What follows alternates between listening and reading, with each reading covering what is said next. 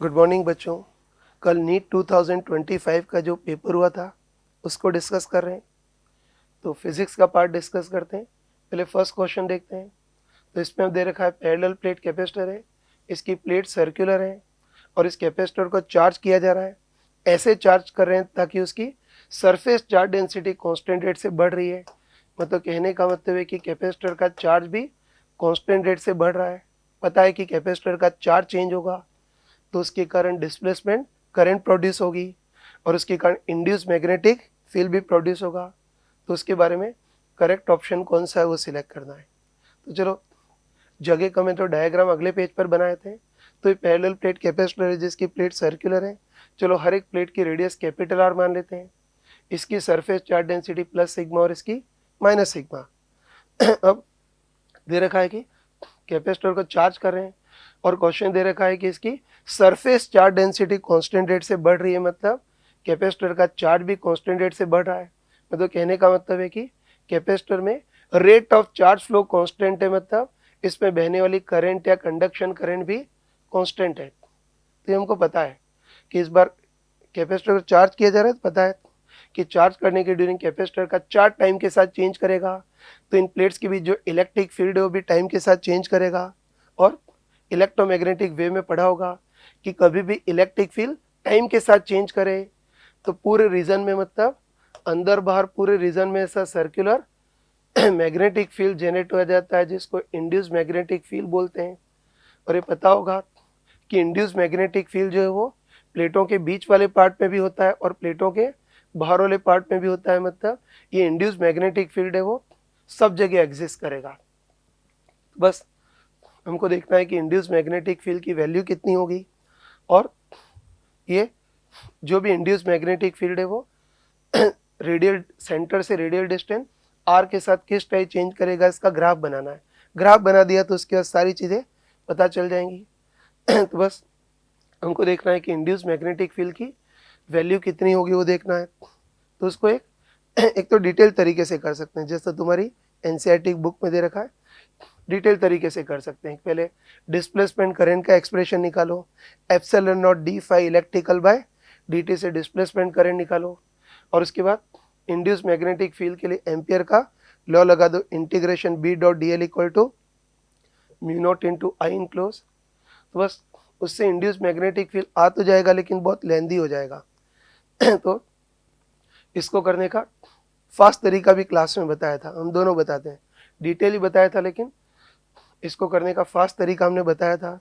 तो क्लास में हमने क्लियरली बताया था कि कॉन्टिन्यूटी इक्वेशन को सेटिस्फाई करने के लिए इस वायर के थ्रू कंडक्शन करंट जितनी होगी, प्लेट के खाली स्पेस में बहने वाली डिस्प्लेसमेंट करंट भी उतनी होगी।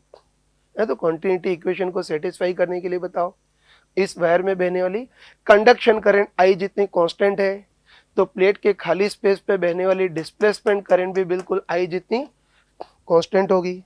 तो कह सकते हैं कि कंडक्शन करंट कांस्टेंट है तो प्लेट के खाली स्पेस से बहने वाली डिस्प्लेसमेंट करंट भी बिल्कुल आई जितनी कांस्टेंट रहेगी। और बताओ, ये जो भी डिस्प्लेसमेंट करंट है वो इस पूरे क्रॉस सेक्शन से बिल्कुल यूनिफॉर्मली पास होगी ना, पढ़ चुके हैं। ये जो भी डिस्प्लेसमेंट करंट है वो इस पूरे क्रॉस सेक्शन से यूनिफॉर्मली पास होगी, इसलिए प्लेट के बीच का जो खाली स्पेस है वो किसके टाइप से काम करेगा, किसी uniform current carrying solid cylinder के टाइप से काम करेगा। तो बस uniform current carrying solid cylinder के कारण मैग्नेटिक फील्ड का जैसा ग्राफ होता है, इंड्यूस मैग्नेटिक फील्ड का भी ग्राफ वैसा ही होगा। तो बस एक ही चीज़ ध्यान रखना कि प्लेट के बीच वाला पार्ट किसी uniform current carrying solid cylinder के टाइप से काम करेगा तो इसका ग्राफ भी वैसा ही होगा। तो बताओ, कोई करंट कैरिंग सॉलिड सिलेंडर हो तो उसके सेंटर पर मैग्नेटिक फील्ड जीरो होता है, वैसे यहाँ भी सेंटर पर इंड्यूस मैग्नेटिक फील्ड भी जीरो होगा। फिर पता है कि अंदर जो मैग्नेटिक फील्ड है वो आर के प्रोपोर्शनली बढ़ता है। और पता है कि सॉलिड सिलेंडर में अंदर मैग्नेटिक फील्ड कितना होता है, mu naught I upon 2 pi R square into small R. तो वैसे इंड्यूस मैग्नेटिक फील्ड भी उसी टाइप से चेंज करेगा। तो अंदर जो इंड्यूस मैग्नेटिक फील्ड है वो आर के प्रोपोर्शनली बढ़ेगा, है ना। बढ़ते बढ़ते सरफेस पर इंड्यूस मैग्नेटिक फील्ड मैक्सिमम होगा और कितना होगा, mu naught I upon 2 pi capital R, जहाँ आई की जगह डिस्प्लेसमेंट करंट, लेकिन ये डिस्प्लेसमेंट करंट वायर में बहने वाली कंडक्शन करंट के बराबर ही होगी। और बाहर जाएंगे तो बाहर इंड्यूस मैग्नेटिक फील्ड घटेगा, और कैसे घटेगा, mu naught I upon 2 pi small R. तो बस बताओ, infinity long current carrying solid cylinder के कारण मैग्नेटिक फील्ड का ग्राफ ऐसा होता है।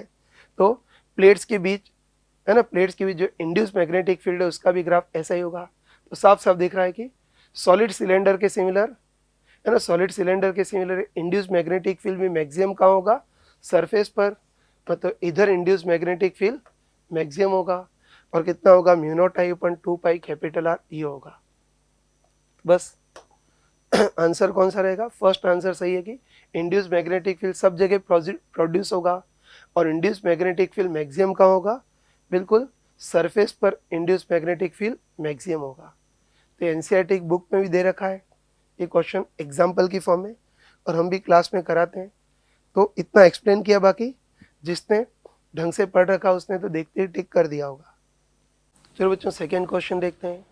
तो देखो इसमें हमको दे रखा है कि कोई डायपोल है जिसका dipole moment 5 × 10⁻⁻6 coulomb into metre दे रखा है। तो चलो इसको शॉर्ट फॉर्म में हम पी बोल लेते हैं। अब देखो इस डायपोल को हमने यूनिफॉर्म एक्सटर्नल इलेक्ट्रिक फील्ड में रखा है, और ये जो एक्सटर्नल इलेक्ट्रिक फील्ड है वो 4 × 10⁵ न्यूटन पर कूलम इतनी दे रखी है। तो चलो एक्सटर्नल इलेक्ट्रिक फील्ड को ई मान लेते हैं, और पहले केस में ये जो डायपोल है एक्सटर्नल इलेक्ट्रिक फील्ड के एलोंग ही रखा हुआ है ना। तो अब हमने क्या कर दिया है कि अब इसको 60 डिग्री घुमा दिया है। तो बस हमको देखना है कि इनिशियल से फाइनल तक इस डायपोल की पोटेंशियल में चेंज कितना होगा, मतलब you final minus you initial कितना होगा। स्टार्ट करते हैं। तो यूनिफॉर्म एक्सटर्नल इलेक्ट्रिक फील्ड है, पहले केस में डायपोल को इलेक्ट्रिक फील्ड के एलोंग रखा है, मतलब इस बार डायपोल मोमेंट का एक्सटर्नल इलेक्ट्रिक फील्ड के साथ एंगल 0 है। तो शुरू में इसमें डायपोल में पोटेंशियल एनर्जी कितनी होगी वो देखना है। तो हमको पता है कि एक्सटर्नल इलेक्ट्रिक फील्ड में कोई डायपोल रखें तो उसकी पोटेंशियल एनर्जी कितनी होती है, -p cos थीटा। तो स्टार्टिंग में पोटेंशियल एनर्जी कितनी होगी, -p cos theta. Dipole moment का एक्सटर्नल इलेक्ट्रिक फील्ड के साथ एंगल 0 और cos 0 1 होता है, तो शुरू में पोटेंशियल एनर्जी -p होगी। फाइनल देखते हैं। तो फाइनली है ना, फाइनली जो डायपोल मोमेंट है एक्सटर्नल इलेक्ट्रिक फील्ड से 60 डिग्री एंगल बना रहा है। तो फाइनल पोटेंशियल भी -p cos थीटा। तो -p और cos थीटा। अब डायपोल मोमेंट का एक्सटर्नल इलेक्ट्रिक फील्ड के साथ एंगल 60 डिग्री है, तो फाइनल पोटेंशियल जी -p/2 हो गई। तो बस अब हमको चेंज इन पोटेंशियल जी निकालनी है, मतलब u final minus u initial. तो u फाइनल तो -p/2 minus u initial -p। तो ये सॉल्व करेंगे तो अपने पास कितना आ गया, p/2। तो change in potential ji p/2, बस वैल्यू रख देते हैं। तो देखो p तो कितना दे रखा है ना, p तो इसका डायपोल मोमेंट कितना दे रखा है, 5 × 10⁻⁻6। ई एक्सटर्नल इलेक्ट्रिक फील्ड 4 × 10⁵ अपन 2 इतना है। इसको सॉल्व कर लेना है ना, कितना 5 × 4 20, 20 से 2 कैंसिल, इसको सॉल्व कर लेना तो कितना आ जाएगा, 1 जूल इतना आ जाएगा। तो बहुत सिंपल क्वेश्चन था। चलो क्वेश्चन नंबर 3 देखते हैं। तो इसमें हमको दे रखा है 0.5 kg मास की कोई बॉल है, इसको 40 मीटर हाइट से छोड़ा है। तो बॉल फ्रीली गिरेगी, ज़मीन से टकराएगी, और टक्कर के बाद ये मैक्सिमम 10 मीटर हाइट जितनी बाउंस होती है इतनी हाइट ऊपर पहुंचती है। तो बस टक्कर के ड्यूरिंग बॉल पर जो झटका लगेगा उसका इम्पल्स कितना होगा वो देखना है। तो स्टार्ट करते हैं। तो ये रबर की बॉल को 40 मीटर हाइट से छोड़ा है ना, फ्रीली नीचे गिरेगी, ग्राउंड पर कितनी स्पीड से टकराएगी वो देखना है। तो ये तुमने पढ़ा होगा कि किसी बॉल को रेस्ट से रिलीज करें तो बॉल ग्राउंड पर कितनी स्पीड से टकराती है, √2gh इतनी स्पीड से टकराती है। तो बॉल ग्राउंड पर कितनी स्पीड से टकराएगी, √2gh। तो √2g की वैल्यू इस बार 9.8 लेनी है, और h कितना है 40। इसको सॉल्व कर लेना। तो सॉल्व करेंगे तो 28 मीटर पर सेकेंड, जिसको v1 बोल लेते हैं। तो हम बोल सकते हैं कि बॉल जमीन पर कितनी स्पीड से टकराएगी, v1 = 28 मीटर पर सेकेंड। तो कह सकते हैं कि टक्कर के जस्ट पहले बॉल का मोमेंटम कितना होगा, m × v1 जितना नीचे की ओर होगा। अब टक्कर के ड्यूरिंग बॉल पर झटका लगेगा और टक्कर के जस्ट बाद बॉल बाउंस होगी, तो टक्कर के जस्ट बाद बॉल कितनी स्पीड से बाउंस होगी वो देखना है। तो यहाँ भी डायरेक्ट बोल सकते हैं कि टक्कर के बाद बॉल मैक्सिमम 10 मीटर ऊपर उठ रही है, मतलब बॉल कितनी स्पीड से बाउंस हुई होगी, √2gh, है ना। पता होगा कि है ना, किसी बॉल की वेलोसिटी v हो तो इस v वेलोसिटी के दम पर बॉल मैक्सिमम कितनी ऊपर उठती है, v²/2g। 2g को इधर ट्रांसफर करें तो v = √2gh आएगा। तो डायरेक्ट पता होगा कि h साइड से छोड़ें तब भी बॉल √2gh स्पीड से टकराती है, और किसी बॉल को, है ना, कोई बॉल मैक्सिमम h साइड तक ऊपर उठ रही है तो कितनी स्पीड से बाउंस हुई होगी वो भी √2gh लिख सकते हैं। तो बस बॉल कितनी स्पीड से बाउंस हुई होगी, √2gh। 2 g की वैल्यू 9.8 और h कितना है, 10 है। तो इसको सॉल्व करेंगे तो ये कितना आ जाएगा, 14 मीटर पर सेकेंड, मतलब बॉल 14 मीटर पर सेकेंड की स्पीड से बाउंस हो रही है, जिसको मैं v2 बोल लेता हूँ। तो बस कह सकते हैं कि टक्कर के जस्ट बार इस बॉल की स्पीड v2 हो गई तो इसका मोमेंटम कितना हो जाएगा, mv2 ऊपर की ओर। तो बस पूछा है कि टक्कर के ड्यूरिंग बॉल पर जो झटका लग रहा है उसका इम्पल्स कितना होगा वो देखना है, है ना। बॉल पर लगने वाले झटके का इम्पल्स देखना है। तो हम सभी को पता है कि इम्पल्स मोमेंटम इक्वेशन के according impulse equal to change in momentum, मतलब p final minus p initial. तो समझ जाना कि टक्कर के ड्यूरिंग बॉल पर लगने वाले झटके का इम्पल्स निकालना है, मतलब इनडायरेक्टली चेंज इन मोमेंटम निकालना है, जहाँ चेंज इन मोमेंटम कितना होगा, simply p final minus p initial. चलो आसानी के लिए ऊपर वाली डायरेक्शन को पॉजिटिव बोल देते हैं, p फाइनल। तो फाइनल मोमेंटम तो mv2 ऊपर की ओर है इसलिए plus mv2 minus initial momentum mv1 नीचे की ओर है तो माइनस mv1। तो ये सॉल्व करेंगे तो इम्पल्स कितना आ गया, m into v1 plus v2। m इसका मास 0.5 kg, इसको मैं हाफ लिख देता हूँ। v1 28, v2 कितना है 14। तो ये सॉल्व करोगे तो 21 न्यूटन इंटू सेकेंड, ये थर्ड आंसर करेक्ट होगा। तो इस टाइप की चीज़ें भी क्लास में कराई जाती हैं, हमारी शीट में भी दे रखे हैं क्वेश्चंस। चलो बच्चों क्वेश्चन नंबर 4 देखते हैं। तो ये एनसीईआरटी की बुक में एग्जाम्पल की फॉर्म में दे रखा है और हम क्लास नोट्स में भी करवाते हैं। तो देखो इसमें हमको दे रखा है कि हमारे पास नेचुरली अनपोलराइज्ड लाइट है, इसको दो क्रॉस्ड पोलराइड से गुजारते हैं, है ना। पता होगा कि क्रॉस पोलराइड ऐसे पोलराइड होते हैं जिनके एक्सिस म्यूचुअली परपेंडिकुलर हो। तो चलो मान लेते हैं कि दो क्रॉस पोलराइड है ना, मतलब इनके एक्सिस म्यूचुअली परपेंडिकुलर। तो मान लेते हैं कि इसका एक्सिस y एक्सिस कहलाओगे और इसका z एक्सिस कहलाओगे। तो दोनों के एक्सिस म्यूचुअली परपेंडिकुलर, मतलब दोनों क्रॉस पोलराइड होंगे। अब देखो इन दोनों के बीच एक और पोलराइड शीट है ना, इन दोनों के बीच एक और पोलराइड शीट लेते हैं और उसको घुमाते हैं, और ऐसे घुमाते हैं ताकि इस पोलराइड शीट का पहले पोलराइड से एंगल कितना है 22.5 डिग्री। चलो इसको थीटा मान लेते हैं, ठीक है ना। तो बीच वाली पोलराइड शीट को ऐसे घुमाते हैं ताकि इसका फर्स्ट पोलराइड के साथ एंगल थीटा है। बताओ इसका फर्स्ट पोलराइड से एंगल थीटा होगा तो इस पोलराइड से एंगल कितना होगा 90 माइनस थीटा। बताया था ना, ये दोनों क्रॉस पोलराइड हैं जिनके एक्सिस म्यूचुअली परपेंडिकुलर हैं। तो बताओ ये बीच वाली शीट का इसके एक्सिस से एंगल अगर थीटा होगा तो इससे कितना होगा 90 माइनस थीटा, है ना। तो बस हमको देखना है कि फाइनल जो इमरजेंट लाइट होगी उसकी इंटेंसिटी कितनी होगी वो देखना है। स्टार्ट करते हैं। तो बताओ इधर से नेचुरली अनपोलराइज्ड लाइट भेज रहे हैं जिसकी इंटेंसिटी चलो आई मान लेते हैं, है ना। नेचुरली अनपोलराइज्ड लाइट भेज रहे हैं, इसकी इंटेंसिटी आई मान लेते हैं। तो पता है कि ये लाइट सबसे पहले पोलराइड से गुजरेगी।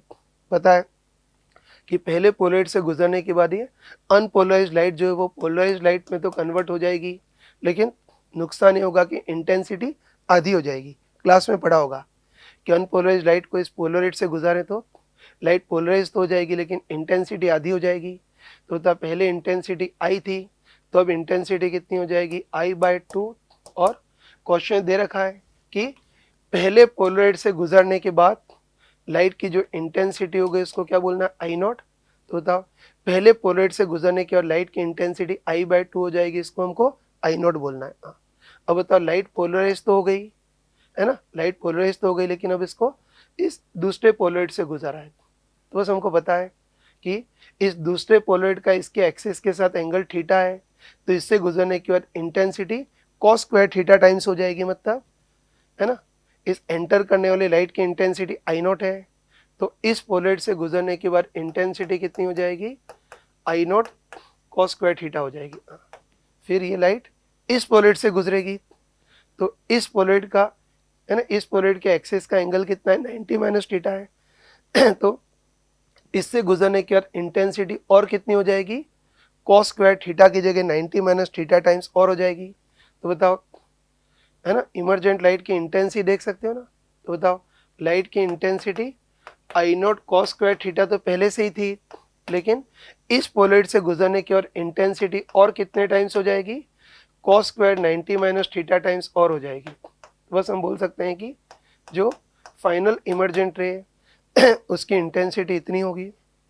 अब ये तुमको पता होगा कि cos 90 माइनस थीटा क्या होता है, साइन थीटा, तो cos स्क्वायर 90 माइनस थीटा को क्या लिख सकते हैं साइन स्क्वायर थीटा। तो बस हम बोल सकते हैं कि जो फाइनल इमर्जेंट रे उसकी इंटेंसिटी कितनी होगी, आई नॉट, और इन दोनों का मल्टीप्लाई करेंगे तो साइन थीटा कॉस थीटा का होल स्क्वायर।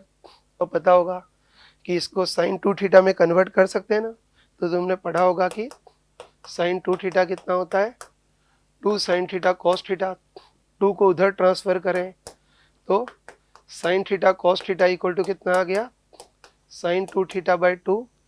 तो ये साइन थीटा कॉस थीटा को साइन 2 थीटा बाई 2 लिख सकते हैं, है ना,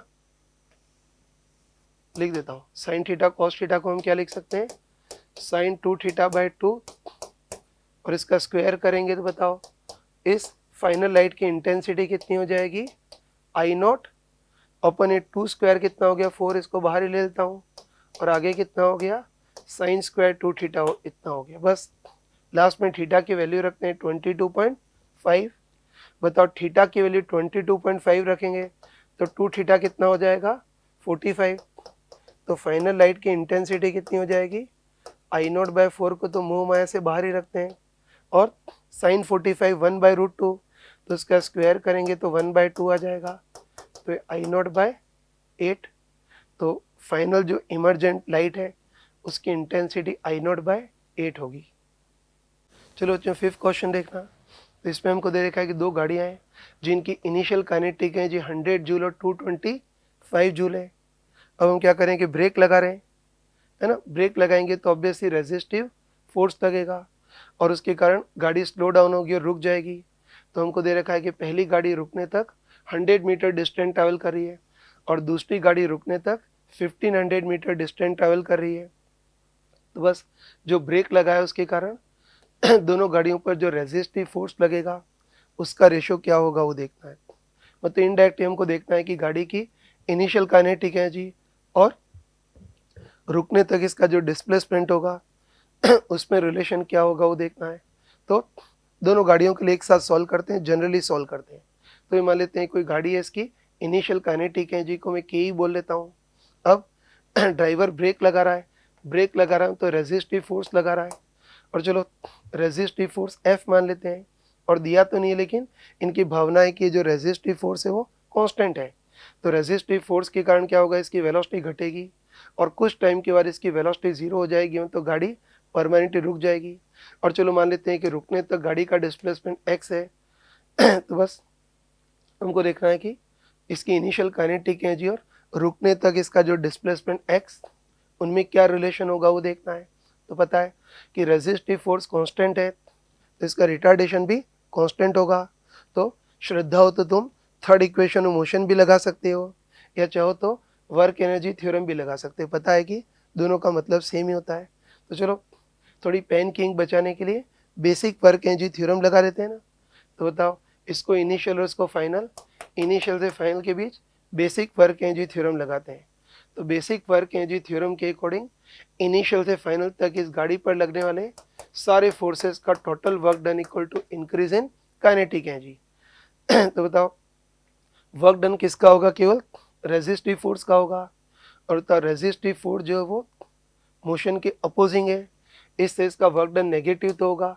और मैग्नीट्यूड फोर्स इंटू डिस्प्लेसमेंट मतलब F इंटू एक्स, तो रिजल्ट टोटल वर्क डन तो इतना आ गया equal to increase in kinetic energy final minus initial, तो फाइनल काइनेटिक एनर्जी तो 0 माइनस इनिशियल काइनेटिक एनर्जी को मैं के ही बोल लेता हूँ, तो ये माइनस माइनस कैंसिल हो गया, तो इससे अपने पास कितना आ गया एफ एक्स इक्वल टू के।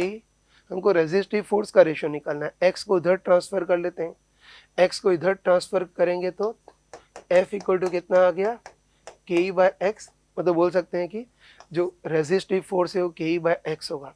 तो बस मुँह जुबानी बताओ कि, है ना, मुँह जुबानी बताओ कि पहली गाड़ी पर लगने वाला, है ना, तो पहली गाड़ी पर लगने वाला रेजिस्टिव फोर्स इक्वल टू कितना होगा के ई 1/x1, दूसरी गाड़ी पर लगने वाला रेजिस्टिव फोर्स कितना होगा के ई 2/x2। तो बस पहली गाड़ी और दूसरी गाड़ी पर रेजिस्टिव फोर्स का रेशियो निकालना है, तो उसके लिए डिवाइड करेंगे, तो उतना डिवाइड करेंगे तो कितना आएगा के ई 1/ke2 इंटू x2/x1। तो बस के ई 1 तो कितना है 100, के ई 2 कितना है 225 इंटू x2, तो x2 कितना दे रखा है 1500 अपन x1 कितना दे रखा है 1000। बस इसको सॉल्व कर सकते हैं ना, इससे ये कैंसिल हो गया, उसके बाद ये 15 से कैंसिल हो गया, तो कितना आएगा 10/15 मतलब 2/3, तो करेक्ट आंसर फोर्थ होगा 2/3। चलो बच्चों 6 क्वेश्चन देखना। तो इसमें कोई सर्किट दे रखा है, 5 वोल्ट की बैटरी है, तो बैटरी से बहने वाली करंट देखनी है, तो उसके लिए पहले पूरे रास्ते का इक्विवेलेंट रेजिस्टेंस देखना है। तो उसके लिए सबसे पहले ये जो खतरनाक ब्रांच है उसका इक्विवेलेंट रेजिस्टेंस कितना होगा वो देखना है। तो स्मार्ट पर्सन देखते ही समझ जाएगा कि ये जो सर्किट है वो बिल्कुल प्रॉपर व्हीटस्टोन ब्रिज है, दिख रहा है ना, R1 R2 R3 R4 और बीच में R5 लगा दिया, तो ये जो सर्किट है वो बिल्कुल प्रॉपर व्हीटस्टोन ब्रिज है और ये बैलेंस भी है। बताओ R1/R2 का रेशियो कितना है 5:3 और R3/R4 का रेशियो भी 5:3 है, तो बस R1/R2 का रेशियो R3/R4 के बराबर है, मतलब व्हीटस्टोन ब्रिज बैलेंस्ड है, और तब बैलेंस्ड है मतलब इस बार ए और डी के बीच पोटेंशियल डिफरेंस 0 होगा, मतलब ए और डी के बीच ये जो 6 ओम का रेजिस्टर है उसमें कोई करंट फ्लो नहीं होगी, है ना। तो बता इस रेजिस्टर में कोई करंट फ्लो नहीं होगी, मतलब ये सर्किट में भाग ले ही नहीं रहा है, ये धरती पर बोझ है, इसका होना है नहीं होना बराबर है, तो इसको सर्किट से हटा सकते हैं, है ना। और बताओ इसको हटा दिया अब तो बहुत सिंपल हो गया ना, इसको हटा दिया अब तो बहुत सिंपल हो गया। बताओ ये 5 और 3 पूरी तरह से सीरीज कॉम्बिनेशन में, तो रिजल्टेंट कितना 8, इधर ये 2.5 और 1.5 ये दोनों भी पूरी तरह से सीरीज में, तो इनका रिजल्टेंट कितना हो गया 4। और बताओ इनका रिजल्टेंट 8 और इनका रिजल्टेंट 4 है, आपस में पैरेलल कॉम्बिनेशन में, तो इन दोनों का रिजल्टेंट कितना होगा R1 R2 अपन R1 प्लस R2, मतलब 8 इंटू 4 अपन 8 प्लस 4, तो 32/12, तो कितना हो गया 8/3। तो कह सकते हैं ना कि ये 8 और ये 4 आपस में पैरेलल में, तो इनका रिजल्टेंट अपने पास कितना आ गया 8/3, मतलब जो भी खतरनाक ब्रांच दिख रही है उन सब का रिजल्टेंट 8/3 होगा।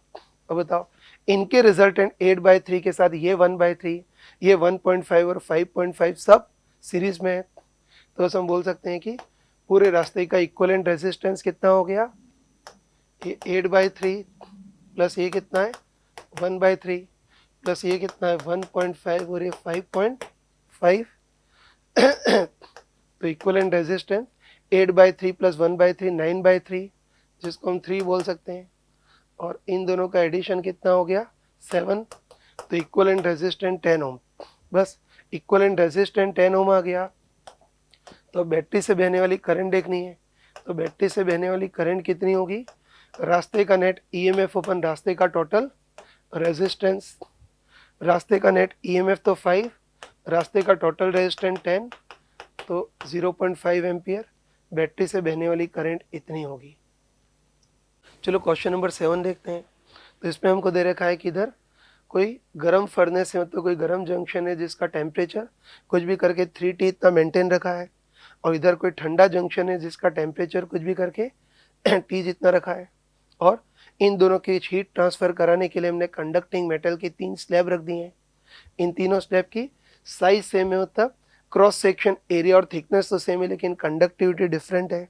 इसकी कंडक्टिविटी 2K, इसकी भी 2K और इसकी कंडक्टिविटी K है। तो बस हमको पूछा है कि स्टेडी स्टेट में इस जंक्शन का टेम्परेचर T1 कितना होगा और इसका इस जंक्शन का टेम्परेचर T2 कितना होगा, वो देखना है।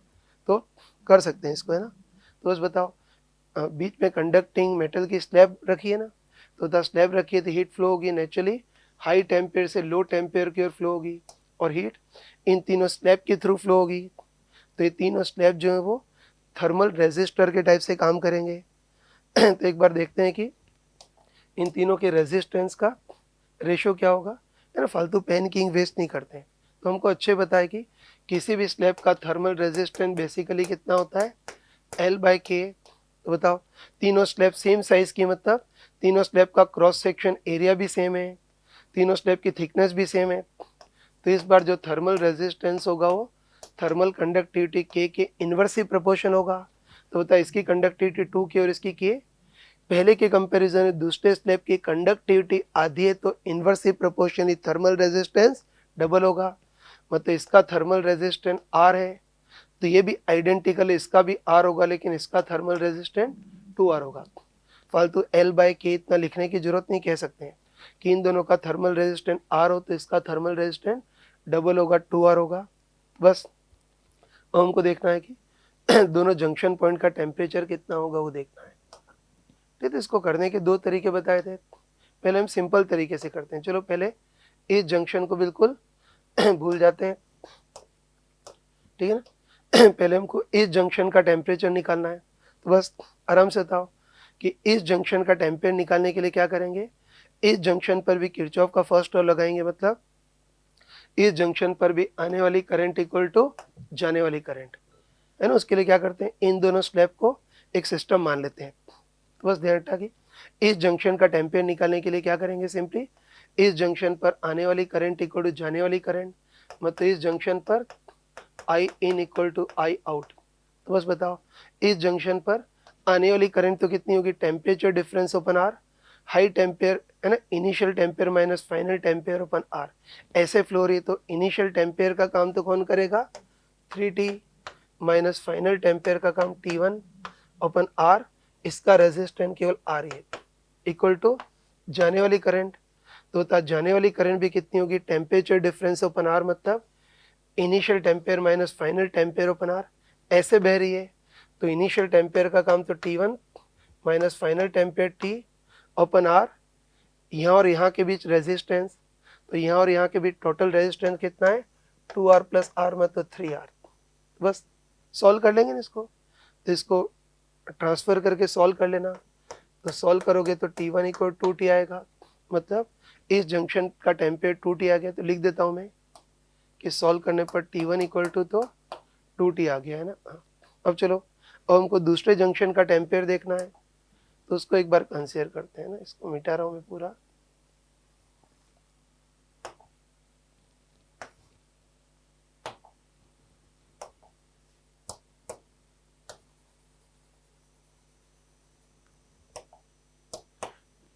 ठीक, लिख देता हूँ कि इसका रेजिस्टेंस R, इसका R और इसका कितना था 2R था ना। बस अब आगे बढ़ते हैं। अब हमको इस जंक्शन का टेम्परेचर निकालना है, तो उसके लिए इस जंक्शन को कंसिडर करते हैं। और बताओ, इस जंक्शन के टेम्परेचर के लिए वही कंसेप्ट कि इस जंक्शन पर भी सिंपली आने वाली करंट इक्वल टू जाने वाली करंट है। तो इस जंक्शन के लिए भी आने वाली करंट इक्वल टू जाने वाली करंट, मतलब I in equal to I out. पहले आने वाली करंट, तो करंट जो आ रही है इधर से आ रही है, तो आने वाली करंट कितनी होगी, वो भी temperature difference upon R, initial minus final temperature upon R, ऐसे आ रही। तो इनिशियल टेम्परेचर का काम तो कौन करेगा, 3T, फाइनल टेम्परेचर का काम T2 ओपन आर, यहाँ से यहाँ का रेजिस्टेंस, तो यहाँ से यहाँ तक का टोटल रेजिस्टेंस कितना है, R प्लस 2R, मतलब 3R। ये तो आने वाली करंट इक्वल टू जाने वाली करंट, तो करंट जो जा रही है इधर से जा रही है, तो जाने वाली करंट भी temperature difference upon R, initial minus final temperature upon R. तो होता इनिशियल टेम्परेचर का काम तो T2, final temperature T, upon R, यहाँ से यहाँ तक का रेजिस्टेंस जो केवल आर ही है, इसको भी आगे क्रॉस मल्टीप्लाई करके सॉल्व कर लेना। तो इसको सॉल्व करोगे तो T2 तुम्हारे पास कितना आएगा, 3/2T इतना आएगा। तो बस T1 तो 2T आ गया और T2 अपने पास कितना आ गया, 3/2T। तो T1/T2 का रेशियो निकालना है तो दोनों का डिवाइड कर देंगे तो T से T कैंसिल, तो रेशियो 4/3। तो T1/T2 का रेशियो 4/3 है, फोर्थ ऑप्शन करेक्ट होगा। चलो बच्चों क्वेश्चन नंबर 8 देखते हैं। तो ये रियली टफ क्वेश्चन है, अगर किसी से नहीं हुआ तो दुखी मत होना, है ना। देख लेना, जगह थोड़ी कम है तो डायग्राम अगले पेज पर ही बना रहा हूँ। तो इसमें हमको देखा है ज़मीन की स्मूथ सरफेस है, उसके ऊपर कोई बॉक्स रखा है। चलो बॉक्स की जगह मान लेते हैं कि इसके ऊपर कोई कार्ट रखा हुआ, तो कोई गाड़ी रखी हुई है जिसमें काफ़ी सारी रेत भरी हुई है। अब देखो इसके, है ना, इसको हमने किसी स्प्रिंग से जोड़ दिया है और डिस्प्लेस करके छोड़ दिया, तो जो भी बॉक्स है ऐसा ऑस्किलेट कर रहा है, लेकिन इसमें नीचे ऑरिफिस बना दिया है। ढंग से लिखा तो नहीं है, लेकिन इनकी भावना है कि नीचे ऑरिफिस बना दिया है। तो ऑरिफिस बनाने के कारण रेत ऐसे लीक होगी, और इन्होंने लिखा है कि जो भी रेत लीक हो रही है वो वर्टिकली गिर रही है। अब इन्होंने ये नहीं दे रखा कि ग्राउंड के रिस्पेक्ट में वर्टिकल गिर रही है या गाड़ी के रिस्पेक्ट में वर्टिकल गिर रही है। बाकी इनकी भावना यही होगी कि जो भी रेत गिर रही है वो गाड़ी के रिस्पेक्ट में सी वर्टिकल गिर रही है। तो बस रेत गिरेगी तो उसके कारण क्या होगा, इस गाड़ी का, इस सिस्टम का टोटल मास घटेगा ना। तो बस हमको देखना है कि उसके कारण इसकी एवरेज फ्रीक्वेंसी, एंगुलर फ्रीक्वेंसी वो बढ़ेगी या घटेगी वो देखना है। और दूसरा इसके ऑस्किलेशन का एम्पलीट्यूड बढ़ेगा या घटेगा वो देखना है, ठीक है ना। तो तुम खुद बताओ कि इस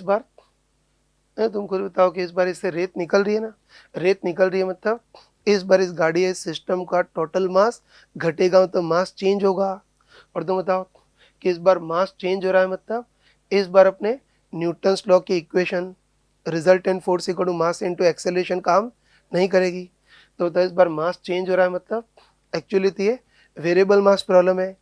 तो एक्चुअली तो इसमें वेरिएबल मास की इक्वेशन लगानी होगी, मतलब net external force equal to mdv/dt minus v relative dm/t।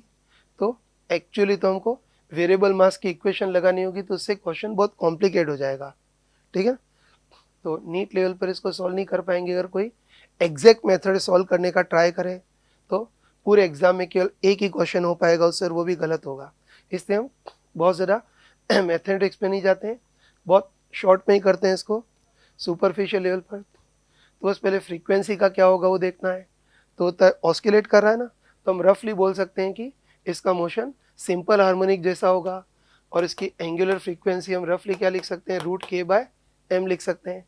तो होता है स्प्रिंग कांस्टेंट, तो कांस्टेंट है ना, स्प्रिंग तो वैसी की वैसी है ना, तो स्प्रिंग कांस्टेंट k तो उतना ही रहेगा, लेकिन रेत निकलने के कारण इस सिस्टम का मास घटेगा, और तब मास घटेगा मतलब डिनोमिनेटर घटेगा, तो उसके कारण एंगुलर फ्रीक्वेंसी बढ़ेगी।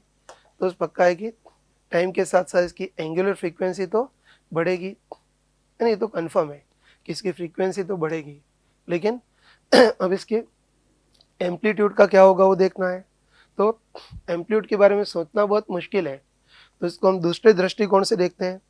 तो हमको पता है कि जो एम्पलीट्यूड होता है वो किससे रिलेटेड होता है, इस सिस्टम की टोटल मैकेनिकल एनर्जी से रिलेटेड होता है। और हम कह सकते हैं, रफली बोल सकते हैं कि इसका मोशन SHM है। तो उस केस में इसकी टोटल एनर्जी रफली हम क्या लिख सकते हैं, ½ k² ये लिख सकते हैं। तो जो एम्पलीट्यूड होता है वो टोटल एनर्जी से रिलेटेड होता है। बस एम्पलीट्यूड का क्या होगा वो देखना है, मतलब इनडायरेक्टली इसकी टोटल मैकेनिकल एनर्जी का क्या होगा वो देखना है। तो चलो सबसे पहले बताओ कि टोटल मैकेनिकल एनर्जी बढ़ तो नहीं सकती है ना। बताओ टोटल मैकेनिकल एनर्जी बढ़ना है तो प्रकृति के नियम के खिलाफ है। बताओ अगर टोटल एनर्जी पड़े पड़े अगर बढ़ने लग गई तो फिर तो दुनिया में ऊर्जा का संकट खत्म ही हो जाएगा। तो हमको होता है कि टोटल एनर्जी तो है, टोटल एनर्जी बढ़ तो सकती नहीं है क्योंकि प्रकृति के नियम के खिलाफ है, तो टोटल एनर्जी बढ़ तो नहीं सकती है। तो बस दो ही चीज़ें रही कि टोटल एनर्जी कांस्टेंट रहेगी या घटेगी वो देखना है। तो तुम बताओ क्या कोई फ्रिक्शन जैसा तो नहीं है ना, यहाँ कोई फ्रिक्शन जैसा तो नहीं है, लेकिन बताओ रेत निकल रही है सिस्टम से, है ना, फ्रिक्शन जैसा कोई तो नहीं है, लेकिन इस बार इस सिस्टम से, इस गाड़ी से रेत निकल रही है, तो होता है रेत जो है वो काफ़ी सारी काइनेटिक एनर्जी ले करके चली आएगी, और एनर्जी ले करके जाएगी, तो उसके कारण सिस्टम की टोटल एनर्जी घटेगी। और इसको डिटेल में देख सकते हो ना, कि होता है इस कंटेनर से रेत निकल रही है ना, कंटेनर से रेत निकल रही है, इन्होंने मूर्खों ने दे रखा है कि रेत वर्टिकली निकल रही है, लेकिन ग्राउंड के रिस्पेक्ट में वर्टिकली निकल रही है, गाड़ी के रिस्पेक्ट में वर्टिकली निकल रही है, ये इन्होंने क्लियरली नहीं दे रखा है। तो फिर हम इनकी भावना ही लग रही है कि इनका कहने का मतलब है कि रेत गाड़ी के रिस्पेक्ट में वर्टिकली निकल रही है। रेत बताओ, गाड़ी के रिस्पेक्ट में इसकी वेलोसिटी वर्टिकल होगी, बाकी एक्चुअली देखें या ग्राउंड के रिस्पेक्ट में देखें तो रेत की दो वेलोसिटीज होंगी। बताओ, गाड़ी की वेलोसिटी v है, तो उससे निकलने वाली रेत की वेलोसिटी v तो होगी, और साथ में गाड़ी के रिस्पेक्ट में निकल रही है, इसलिए रिलेटिव वेलोसिटी भी होगी। बाकी पक्का है कि गाड़ी की वेलोसिटी v है, तो उससे निकलने वाली रेत की भी हॉरिजॉन्टल वेलोसिटी v होगी, और रेत की कुछ हॉरिजॉन्टल वेलोसिटी होगी, तो ऑब्वियसली इस निकलने वाली रेत की काइनेटिक एनर्जी भी होगी, और तब काइनेटिक एनर्जी होगी मतलब जो भी रेत निकल रही है वो कुछ एनर्जी ले करके जाएगी, तो होता रेत कुछ एनर्जी ले करके जाएगी, मतलब ये जो सिस्टम दिख रहा है उसकी टोटल एनर्जी घटेगी, और होता टोटल एनर्जी घटेगी तो एम्पलीट्यूड भी घटेगा। बताओ, टोटल एनर्जी हाफ के स्क्वायर, हाफ कांस्टेंट है, स्प्रिंग कांस्टेंट भी कांस्टेंट है, तो बस जो रेत निकलेगी वो कुछ एनर्जी ले करके जाएगी, तो उसके कारण सिस्टम की टोटल एनर्जी घटेगी, तो एम्पलीट्यूड भी घटेगा। तो बस पक्का बोल सकते हैं कि इस बार फ्रीक्वेंसी तो है ना, इस बार इसकी फ्रीक्वेंसी तो बढ़ेगी और एम्पलीट्यूड घटेगा। तो कौन सा ऑप्शन है? फोर्थ ऑप्शन है, जिसमें फ्रीक्वेंसी तो बढ़ रही है और एम्पलीट्यूड घट रहा है। तो फोर्थ ऑप्शन को टिक करेंगे। तो टफ था और थोड़ा सा अनक्लियर भी क्वेश्चन था। चलो बच्चों, क्वेश्चन नंबर 9 देखते हैं। तो इसमें हमको दे रखा है कोई कॉम्प्लिकेटेड सर्किट है, और चित्र में सर्किट का कोई छोटा सा हिस्सा ही बता रखा है।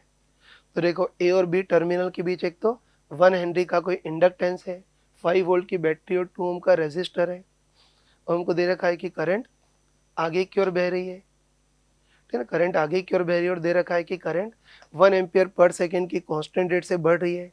तो बढ़ते बढ़ते किसी इंस्टेंट पर करंट की वैल्यू कितनी हो गई? 2 एम्पियर। तो उस इंस्टेंट पर ए और बी के बीच पोटेंशियल डिफरेंस कितना होगा, मतलब V A minus V B कितना होगा वो देखना है। तो बस बाकी सब तो सिंपल है, एक बार इंडक्टर को अलग से निपट लेते हैं। तो वही है ना, क्लास में क्लियरली बताया था कि कभी भी इंडक्टर में आई करंट एंटर करे तो इंडक्टर में अपोजिंग ईएमएफ जनरेट हो जाएगा, और कितना होगा? L D I by D T. बस अब हमको ए और बी के बीच पोटेंशियल डिफरेंस निकालना है, मतलब V A minus V B निकालना है। तो पता होगा कि वही V A minus V B निकालने के लिए हम क्या करेंगे? किरचॉफ का यूज़ करेंगे, है ना। पढ़ा होगा कि V A minus V B निकालने के लिए क्या करते हैं? सिंपली ए से बी की ओर चलते हैं, और रास्ते में जितने भी नमूने हैं सबके पोटेंशियल ड्रॉप साइन के साथ लिखते हैं। और पता है कि हम लोग पोटेंशियल में इंक्रीज नहीं बल्कि पोटेंशियल में ड्रॉप देखते हैं, जो सोचना बहुत आसान होता है। तो बस V A minus V B के लिए ए से बी की ओर चलेंगे, रास्ते में जो जो नमूने आ रहे हैं सबका पोटेंशियल ड्रॉप साइन के साथ। तो होता ए से बी की ओर चलेंगे, सबसे ले इंडक्टर आ रहा है ना, और इंडक्टर के पॉजिटिव पार्ट पे एंटर करें तो कितना आएगा? Plus L D I by D T. और आगे बढ़ते हैं, बैटरी है जिसका पोटेंशियल 5 वोल्ट है, और बैटरी के भी बड़ी लाइन मतलब पॉजिटिव पार्ट पे एंटर करें तो +5। और अब रेजिस्टर है तो उसके across potential difference I R, और रेजिस्टर में करंट की डायरेक्शन में जा रहे हैं, इसलिए क्या आएगा? +IR। अपना सिंपल रूल है, बस अब वैल्यू रख सकते हो। बताओ कितना होगा? +L। L इसका इंडक्टेंस 1, और D I by D T पता है कि इसमें D I by D T की वैल्यू साइन के साथ रखते हैं। तो बस करंट 1 एम्पियर पर सेकेंड की रेट से बढ़ रही है, इसलिए डी आई बाई टी कितना होगा? +1 प्लस है 5 प्लस आई।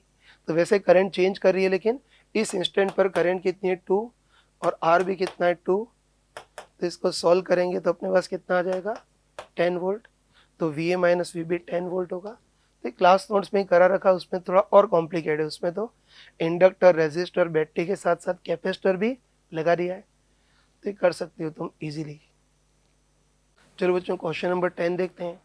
तो इसमें हमको दे रखा है कि इलेक्ट्रॉन जैसा कोई माइक्रोस्कोपिकल पार्टिकल है और वो किसी सेंट्रल फोर्स के अंडर में v की कांस्टेंट स्पीड से r रेडियस के सर्कुलर ऑर्बिट में रिवॉल्व कर रहा है ना। ये भी हमको पता है कि कभी कोई पार्टिकल सर्कुलर ऑर्बिट में रिवॉल्व करे तो सेंटर की ओर बांधे रखने वाला कोई ना कोई रियल फोर्स होना चाहिए जिसको सेंट्रल फोर्स बोलते हैं।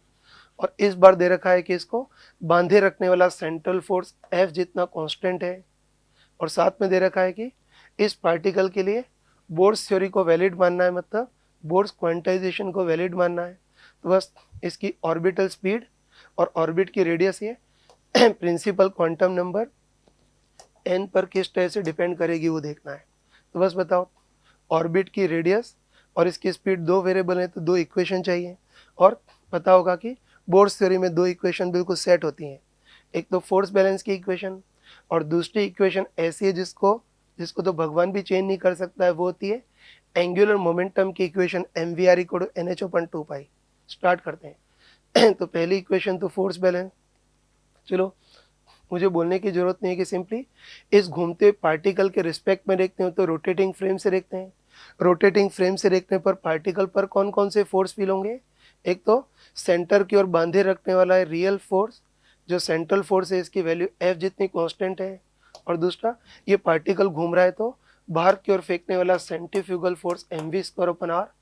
तो द स्टेबल सर्कुलर ऑर्बिट के लिए या डिस्टेंस मेंटेन रखने के लिए अंदर बाहर वाले फोर्स एग्जैक्टली बैलेंस होने चाहिए।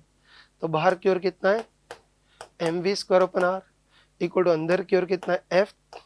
एक इक्वेशन ये आ गई।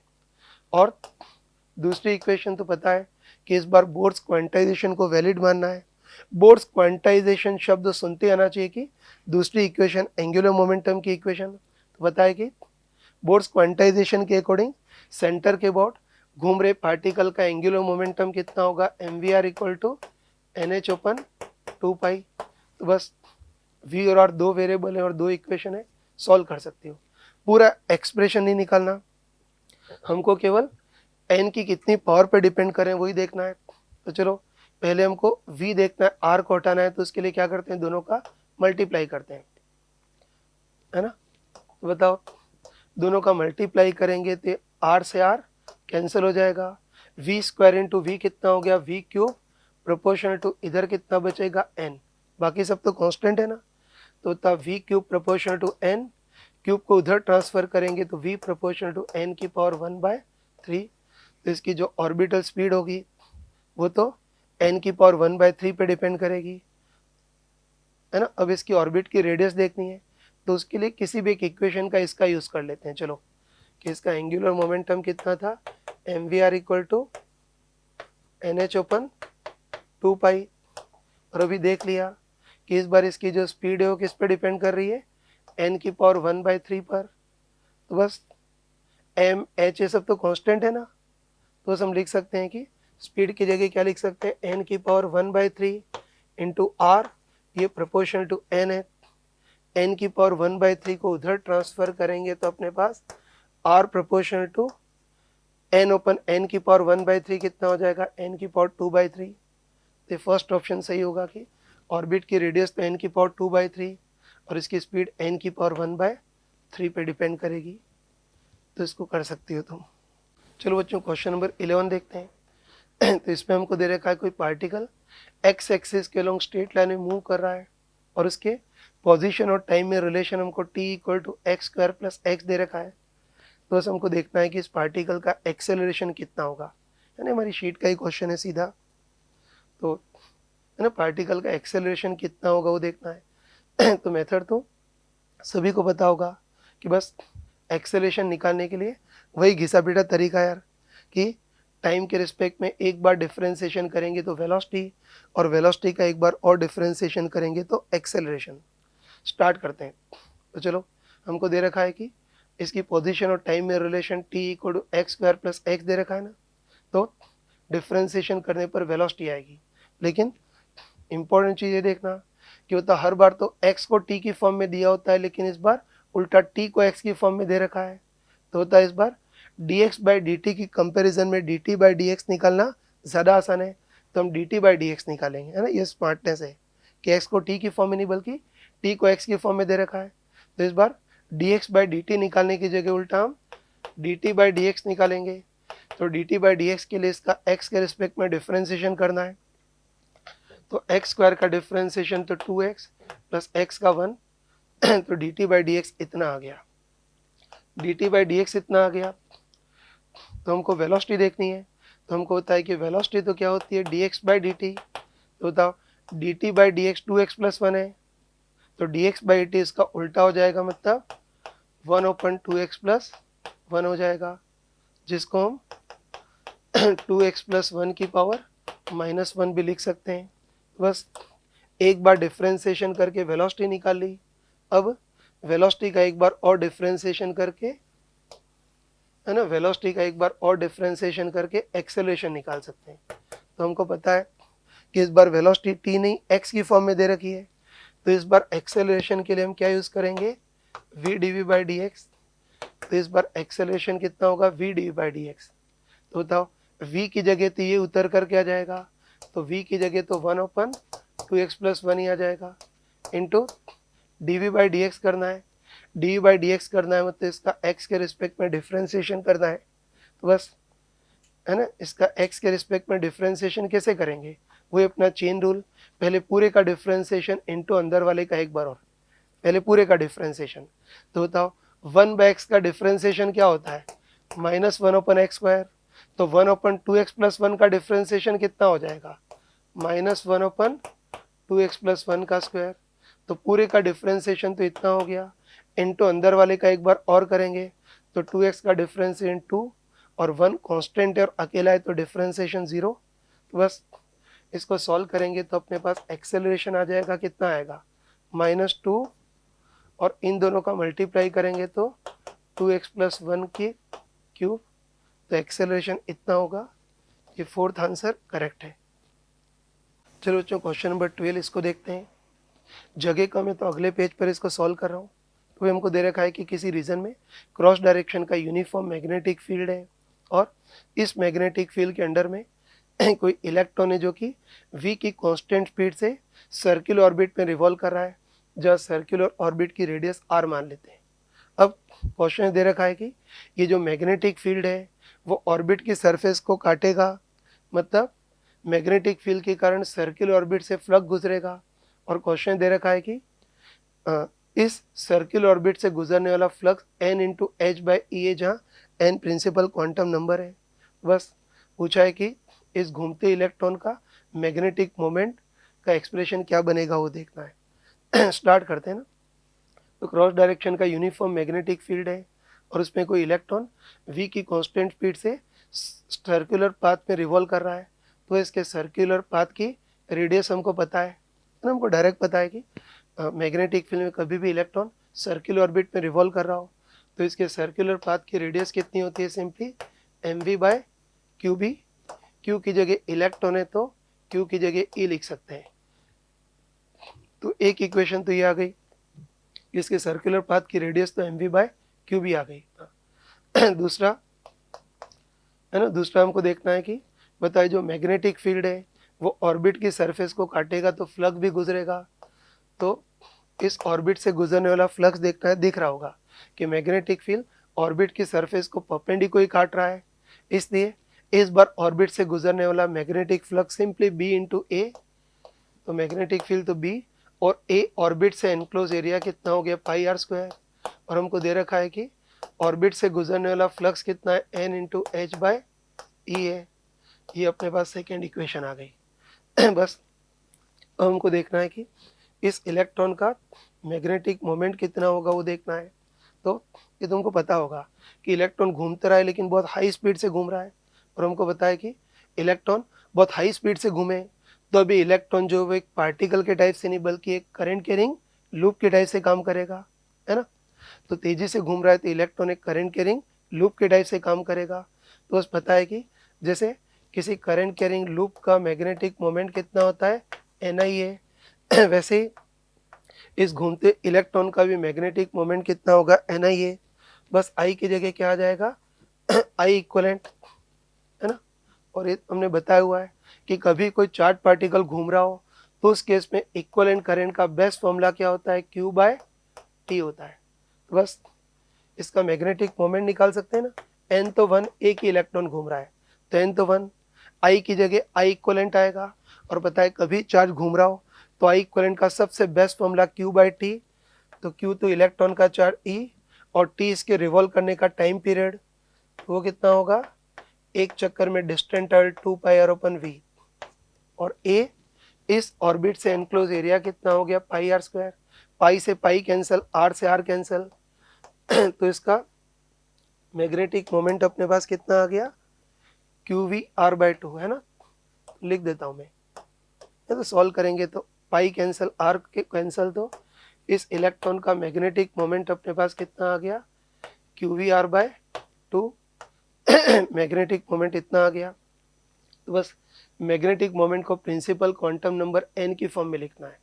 तो चलो, ये v और r दो वेरिएबल है, हैंडल करना टफ है, तो हमको r को रहने देना है, v को हटाना है, तो क्या करेंगे, इस इक्वेशन से v की वैल्यू निकालेंगे और उधर रख देंगे। बताओ, इस इक्वेशन में नमूनों को उधर ट्रांसफर करें तो v इक्वल टू कितना आ जाएगा, ई आर बी अपन m, तो बस है ना, इधर से v की वैल्यू निकाली और इधर v की वैल्यू रख देंगे, तो तब v की वैल्यू हम क्या रखेंगे, E R B by M, ये रख देंगे। बस इससे अपने पास मैग्नेटिक मोमेंट आ जाएगा, है ना, ये q की जगह पे एक्चुअली e लिखना चाहिए था, तो e इंटू ई तो कितना हो गया, e स्क्वायर हो गया, है ना, e स्क्वायर आ गया, फिर आगे b आएगा, r इंटू आर का मल्टीप्लाई करेंगे तो r स्क्वायर अपन 2m। तो बस अब जो मैग्नेटिक मोमेंट है वो शुद्ध रूप से r की फॉर्म में आ गया, तो अब magnetic moment e square b upon 2m into R square ही हो गया। अब देखो, अब इसको n की फॉर्म में लिखना है तो क्या करेंगे, अब है ना, इसको n की फॉर्म में लिखना है तो इस इक्वेशन से आर स्क्वायर की वैल्यू निकालेंगे और उधर रख देंगे। तो चलो, इस इक्वेशन से आर स्क्वायर की वैल्यू निकालते हैं, तो बाकी नमूनों को उधर ट्रांसफर करेंगे तो आर स्क्वायर कितना हो जाएगा, NH ओपन, है ना, NH ओपन बी पाई ई इतना आ गया, उधर से आर स्क्वायर निकाला और यहाँ आर स्क्वायर की वैल्यू रख देंगे, तो मैग्नेटिक मोमेंट कितना हो जाएगा, E square B bye 2m तो बाहर, और इसमें जो आर स्क्वायर है उसका एक्सप्रेशन क्या रख सकते हैं, NH ओपन पाई बी इंटू ई रखेंगे। बस सॉल्व करते हैं, तो द सॉल्व करेंगे तो क्या आएगा, बी से बी कैंसिल, है ना, पाई सॉल्व करेंगे तो b से b कैंसिल, उसके बाद एक ई से एक ई कैंसिल, तो सॉल्व करेंगे तो इसका मैग्नेटिक मोमेंट कितना हो गया, n ई एच ओपन नीचे कितना हो गया, 2 पाई m। बस कह सकते हैं कि ये जो इन्होंने इंफॉर्मेशन दे रखी है उसके बेसिस पर इस इलेक्ट्रॉन का magnetic moment N E H upon 2 pi m होगा। अब इसमें हमको दे रखा है कि ये जो इलेक्ट्रॉन है वो ग्राउंड स्टेट में रिवॉल्व कर रहा है, ग्राउंड स्टेट में रिवॉल्व कर रहा है, तो n इक्वल टू 1 रखेंगे तो पहले ऑर्बिट में इसका मैग्नेटिक मोमेंट कितना आएगा, ई एच ओपन 2 पाई m ही आएगा, ई एच ओपन 2 पाई m, ये कौन सा हो गया, फोर्थ ऑप्शन करेक्ट हो गया। तो इतना सीधा नहीं था, थोड़ा सा आउट ऑफ वे जैसा क्वेश्चन था, लेकिन जो दे रखा उसके अकॉर्डिंग अगर करते जाओ तो हो जाएगा क्वेश्चंस। चलो क्वेश्चन नंबर 13 देखते हैं तो जगह नहीं है तो इसका डायग्राम अगले पेज पर बना लेता हूँ। तो ये हमको दे रखा है कंपाउंड माइक्रोस्कोप है जिसमें ऑब्जेक्टिव लेंस की फोकल डिस्टेंस 2 सेंटीमीटर, आई पीस की फोकल डिस्टेंस 4 सेंटीमीटर है, और माइक्रोस्कोप ट्यूब की लेंथ, मतलब ऑब्जेक्टिव लेंस और आई पीस के बीच डिस्टेंस हमको 40 सेंटीमीटर दे रखी है। उसके बाद फाइनल इमेज कहाँ बनेगी वो हमको नहीं दे रखा है, तो कुछ भी नहीं कहा जाए तो बाय डिफ़ॉल्ट ही मानेंगे कि हमको आँखों को रिलैक्स रखना है, मतलब नॉर्मल कॉन्फ़िगरेशन की बात करें, मतलब फाइनल इमेज क्लियर विज़न की मैक्सिमम डिस्टेंस इन्फिनिट पर बन रही है, तो उस केस में इसकी मैग्नीफिकेशन पावर कितनी होगी वो देखना है। तो चलो पहले तो इसको असली तरीके से करते हैं, है ना, तुमको पता होगा, है ना, क्लास में बताया होगा कि कंपाउंड माइक्रोस्कोप की मैग्निफिकेशन पावर का असली ऑथेंटिक फॉर्मूला तो क्या होता है, VO by you into D by U, E Rajasthan board की बुक में दिया होता है। तो कंपाउंड माइक्रोस्कोप की मैग्निफिकेशन पावर का असली फॉर्मूला तो VO by you into D by u e है ना, इसे करते हैं। तो मैग्निफिकेशन पावर के लिए VO, यू और यूई निकालना है तो हम कर सकते हैं। चलो पहले यूई देखते हैं।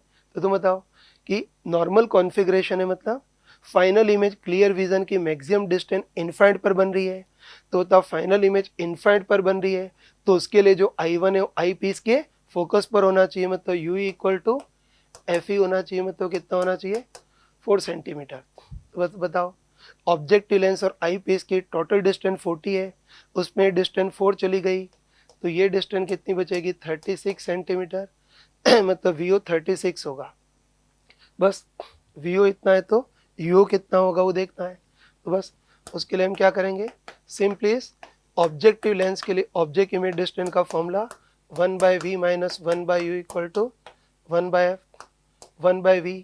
तो द इमेज 36 इस साइड है, इसलिए है ना, बोलने की जरूरत नहीं है कि इंसिडेंट इस साइड से आ रही है इसलिए इधर नेगेटिव, इधर की ओर जाने का प्रयास कर रही है तो पॉजिटिव 1/v। तो इमेज 36 इस साइड बन रही है तो प्लस 36 माइनस 1/u तो ऑब्जेक्ट जो है वो यूओ डिस्टेंस इस साइड है तो माइनस यूओ इक्वल टू 1/f। तो ये कॉन्वेक्स लेंस है तो फोकस इस साइड बनेगा +2 इसको सॉल्व कर लेना। तो इसको सॉल्व करोगे तो यूओ तुम्हारे पास कितना आएगा 36/17 सेंटीमीटर इतना आ गया। तो बस VO, U और UI सब आ गए। तो इसकी मैग्निफिकेशन पावर का असली फॉर्मूला क्या होता है, VO by you into D by u e. Value रखते हैं, VO तो 36, UO कितना है 36/17, D तो क्लियर विजन की मिनिमम डिस्टेंस हो तो सेट होता है 25 सेंटीमीटर और UI कितना है 4। ये 36 से 36 कैंसिल तो मैग्निफिकेशन पावर 17 इंटू 25/4। ये डिवाइड करोगे तो अप्रोक्सीमेटली 106 के आसपास आएगा तो ध्यान रखना कि इस कंपाउंड माइक्रोस्कोप की मैग्निफिकेशन पावर का असली फॉर्मूला लगाएं तो एक्चुअली तो इसकी मैग्निफिकेशन पावर 106 आनी चाहिए, लेकिन 106 किसी ऑप्शन में नहीं दे रखा है। तो 106 का क्लोजेस्ट ऑप्शन कौन सा होगा 100। तो एक्चुअली तो इसका आंसर ये होना चाहिए था, और अगर 106 होता तब तो कोई डाउट होता ही नहीं, तब तो 106 को टिक करते, लेकिन 106 नहीं है तो समझ जाना कि दाल में कुछ काला है। बाकी उसके क्लोजेस्ट ऑप्शन 100 है, तो अगर एनटीए के लोग शरीफ हों है ना, तब असलियत पर भरोसा करते हो, तब तो 106 का क्लोजेस्ट ऑप्शन 100 है, ये ऑप्शन होना चाहिए। लेकिन एक्चुअली 106 ऑप्शन में नहीं है, तो मेरी ख्याल से इनकी भावना ये होगी कि इस बार हमको मैग्निफिकेशन पावर का असली फॉर्मूला नहीं बल्कि एनसीईआरटी का जो अप्रोक्सीमेट या फर्जी फॉर्मूला उसका यूज़ करना होगा, उससे उत्तर आ जाएगा है ना। तो ये भी तुमने पढ़ा होगा ना, ये भी तुमने पढ़ा होगा कि कंपाउंड माइक्रोस्कोप की मैग्निफिकेशन पावर का असली ऑथेंटिक फॉर्मूला तो VO by you into D by you होता है, लेकिन एनसीईआरटी के अगर फर्जी अप्रोक्सीमेशन लगाएं तो फिर कंपाउंड माइक्रोस्कोप की मैग्निफिकेशन पावर का फर्जी फॉर्मूला या अप्रोक्सीमेट फॉर्मूला क्या होता है L/FO into D by F E है ना। तो कंपाउंड माइक्रोस्कोप की मैग्निफिकेशन पावर का है ना अप्रोक्सीमेट फर्जी formula L/FO into D by F E होता है।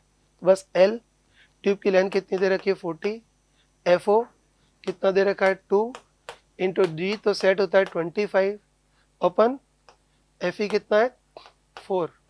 इसको सॉल्व कर लेना, तो इसको सॉल्व करोगे तो 125, तो एनसीईआरटी का फर्जी फॉर्मूला है अप्रोक्सीमेट फॉर्मूला लगाएं तो इसका मैग्निफिकेशन पावर 125 आ रहा है, और 125 तो पूरा ऑप्शन में दे रखा है, इसलिए फोर्थ आंसर ही टिक करेंगे, मन मार करके फोर्थ आंसर ही टिक करेंगे। तो ध्यान रखना कि अगर सही तरीके से करते 106 आ रहा है तो ऑप्शन में नहीं है, तो बस गांधारी की तरह आंखों पे पट्टी बांधेंगे और एनसीईआरटी का फर्जी फॉर्मूला यूज़ करेंगे, तो अब आंसर 125 इसी को चिपकाएंगे। तो आई थिंक फोर्थ आंसर इसका होना चाहिए। चलो बच्चों क्वेश्चन नंबर 14 देखते हैं। तो तुम्हारी शीट का ही क्वेश्चन है, देख लेना ना, इसमें भी जगह नहीं है, इससे डायग्राम अगले पेज पर ही बना रहा हूँ तो देखो इसमें हमको दे रखा है कि दो आइडेंटिकल इंक्लाइन प्लेन है, दोनों इंक्लाइन प्लेन की लेंथ L है, और दोनों का इंक्लिनेशन एंगल 45 डिग्री है, लेकिन पहला जो इंक्लाइन है वो तो बिल्कुल स्मूथ है और दूसरा इंक्लाइन रफ है जिसका फ्रिक्शन कोफिशिएंट चलो म्यू के मान लेते हैं। अब हाईएस्ट पॉइंट से ब्लॉक को रिलीज किया है तो ब्लॉक फिसलता हुआ नीचे आएगा ना, और हमको बताया कि स्मूथ इंक्लाइन हो तो ब्लॉक तेजी से नीचे आएगा, तो नीचे तक पहुंचने में टाइम कम लगेगा, तो ये टी मान लेते हैं। और जो रफ इंक्लाइन है उसमें ब्लॉक धीरे धीरे नीचे आएगा, तो नीचे आने में टाइम ज़्यादा लगेगा, तो हमको दे रखा है कि रफ इंक्लाइन की केस में नीचे तक फिसलने में टाइम डबल लग रहा है, उधर टाइम टी है तो इधर फिसलने में टाइम 2t लग रहा है। तो बस इसके बेस पे बताना है कि इसका फ्रिक्शन कोफिशिएंट म्यू के कितना होगा वो देखना है। स्टार्ट करते हैं।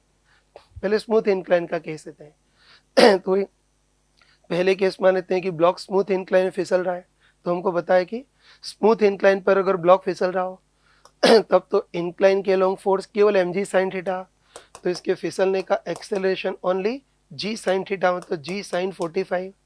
बताओ g और sin 45 1/√2 तो इसमें इसके फिसलने का एक्सेलरेशन g/√2 होगा।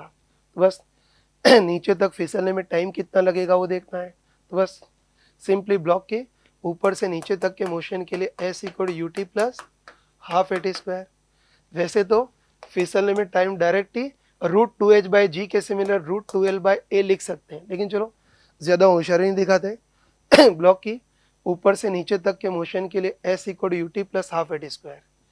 तो ऊपर से नीचे तक ब्लॉक का डिस्प्लेसमेंट तो l u0 हाफ, एक्सेलरेशन कितना है g/√2 इंटू टाइम कितना लग रहा है t²।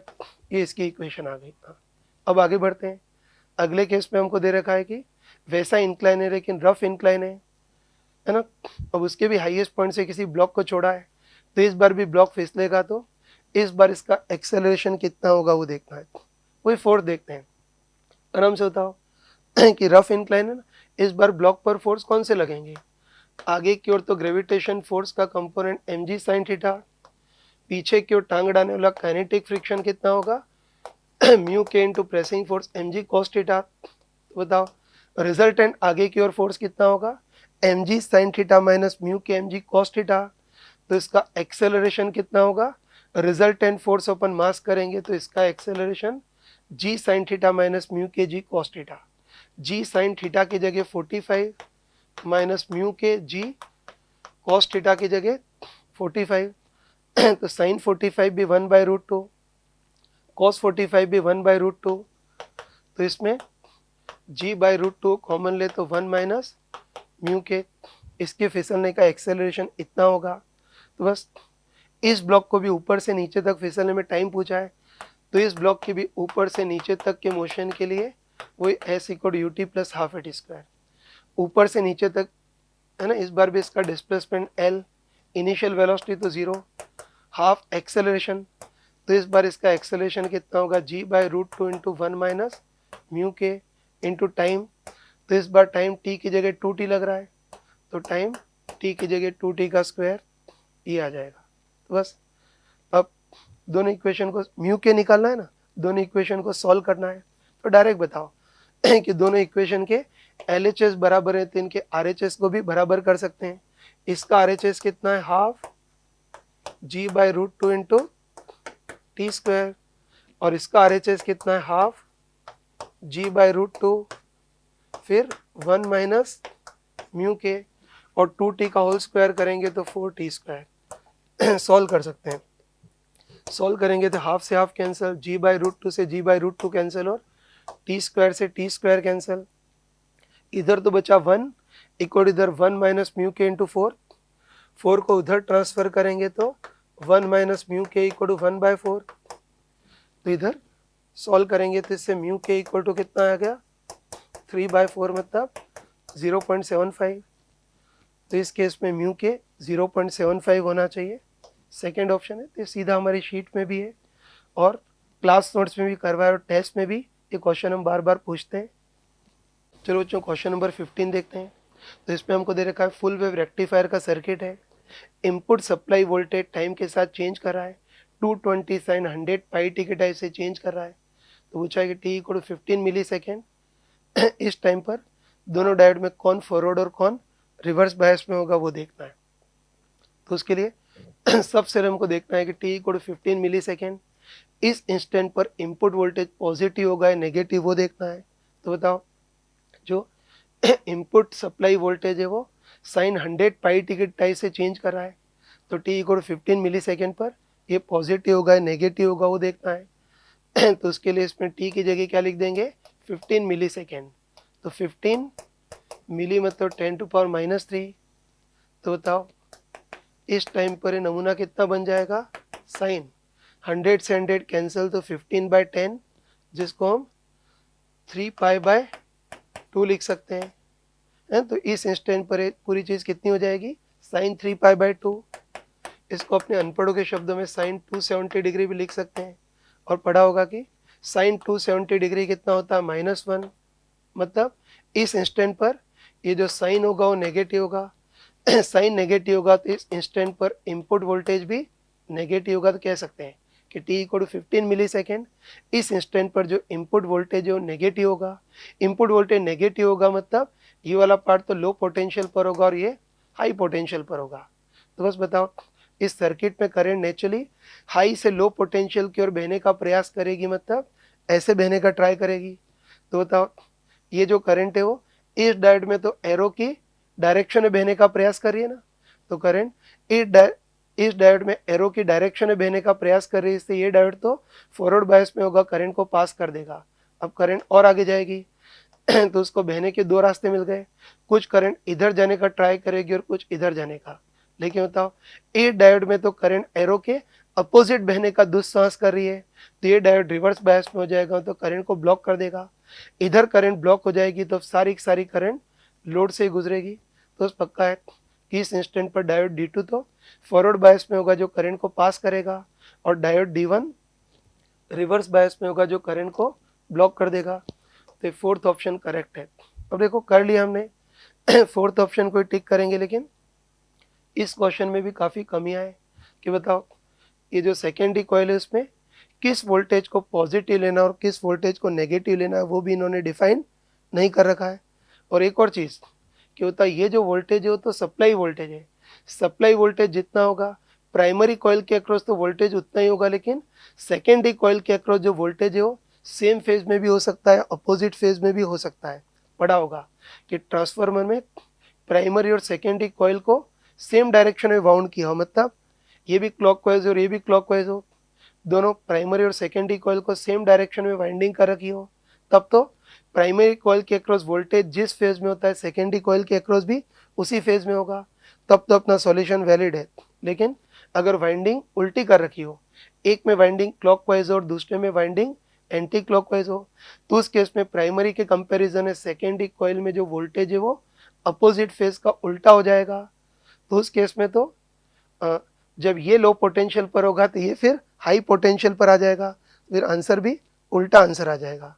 बाकी ध्यान रखना, क्वेश्चन में कुछ भी नहीं कहा गया है, तो हम भी ज़रा डेढ़ बुद्धि नहीं लगाएंगे, बस है ना आंखें बंद करके ही बोलेंगे कि इनपुट वोल्टेज है ना, इस इंस्टेंट पर इनपुट वोल्टेज नेगेटिव मतलब ये लो और ये हाई पोटेंशियल पर है, फिर अपना आंसर फोर्थ ठीक ठाक वैलिड होगा।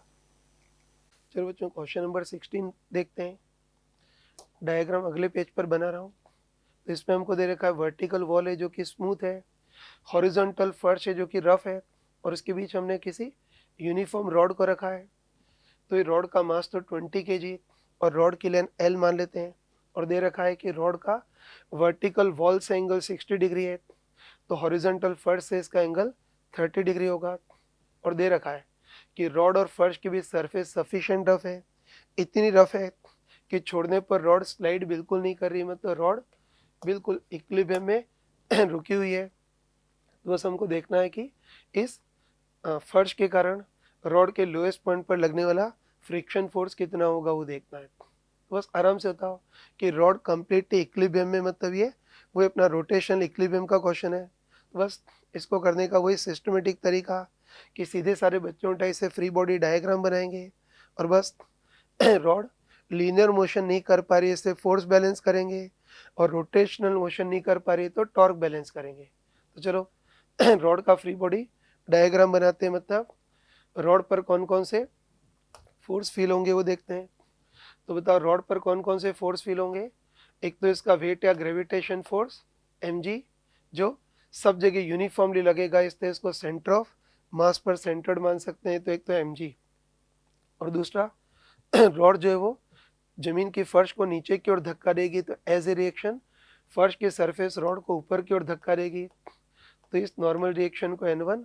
और यहाँ भी वही होगा कि ये जो रॉड है वो दीवार को पीछे की ओर धक्का देगी, तो एज ए रिएक्शन दीवार की सरफेस रॉड को परपेंडिकुलर आगे की ओर धक्का देगी, और इस नॉर्मल रिएक्शन को N2 मान लेते हैं। और एक और फोर्स लगेगा फ्रिक्शन। बताओ, ये वाली सरफेस तो स्मूथ है, यहाँ कोई फ्रिक्शन नहीं लगेगा, लेकिन ये जो फर्श वाली सरफेस रफ है तो इधर फ्रिक्शन लगेगा, है ना। रॉड और फर्श के बीच सरफेस रफ है तो यहाँ फ्रिक्शन लगेगा। अब बताओ, स्लाइडिंग नहीं हो रही है इसलिए काइनेटिक फ्रिक्शन तो नहीं, लेकिन स्टैटिक फ्रिक्शन जरूर लगेगा। और स्टैटिक फ्रिक्शन की डायरेक्शन कैसी मान सकते हो, लेकिन दिख रहा है कि ऑब्वियसली रॉड का सिरा नीचे की ओर फिसल तो नहीं सकता है, लेकिन नीचे की ओर फिसलने का प्रयास करेगा। तो रॉड का ये सिरा नीचे की ओर फिसलने का प्रयास करेगा, तो ये सिरा आगे की ओर फिसलने का प्रयास करेगा।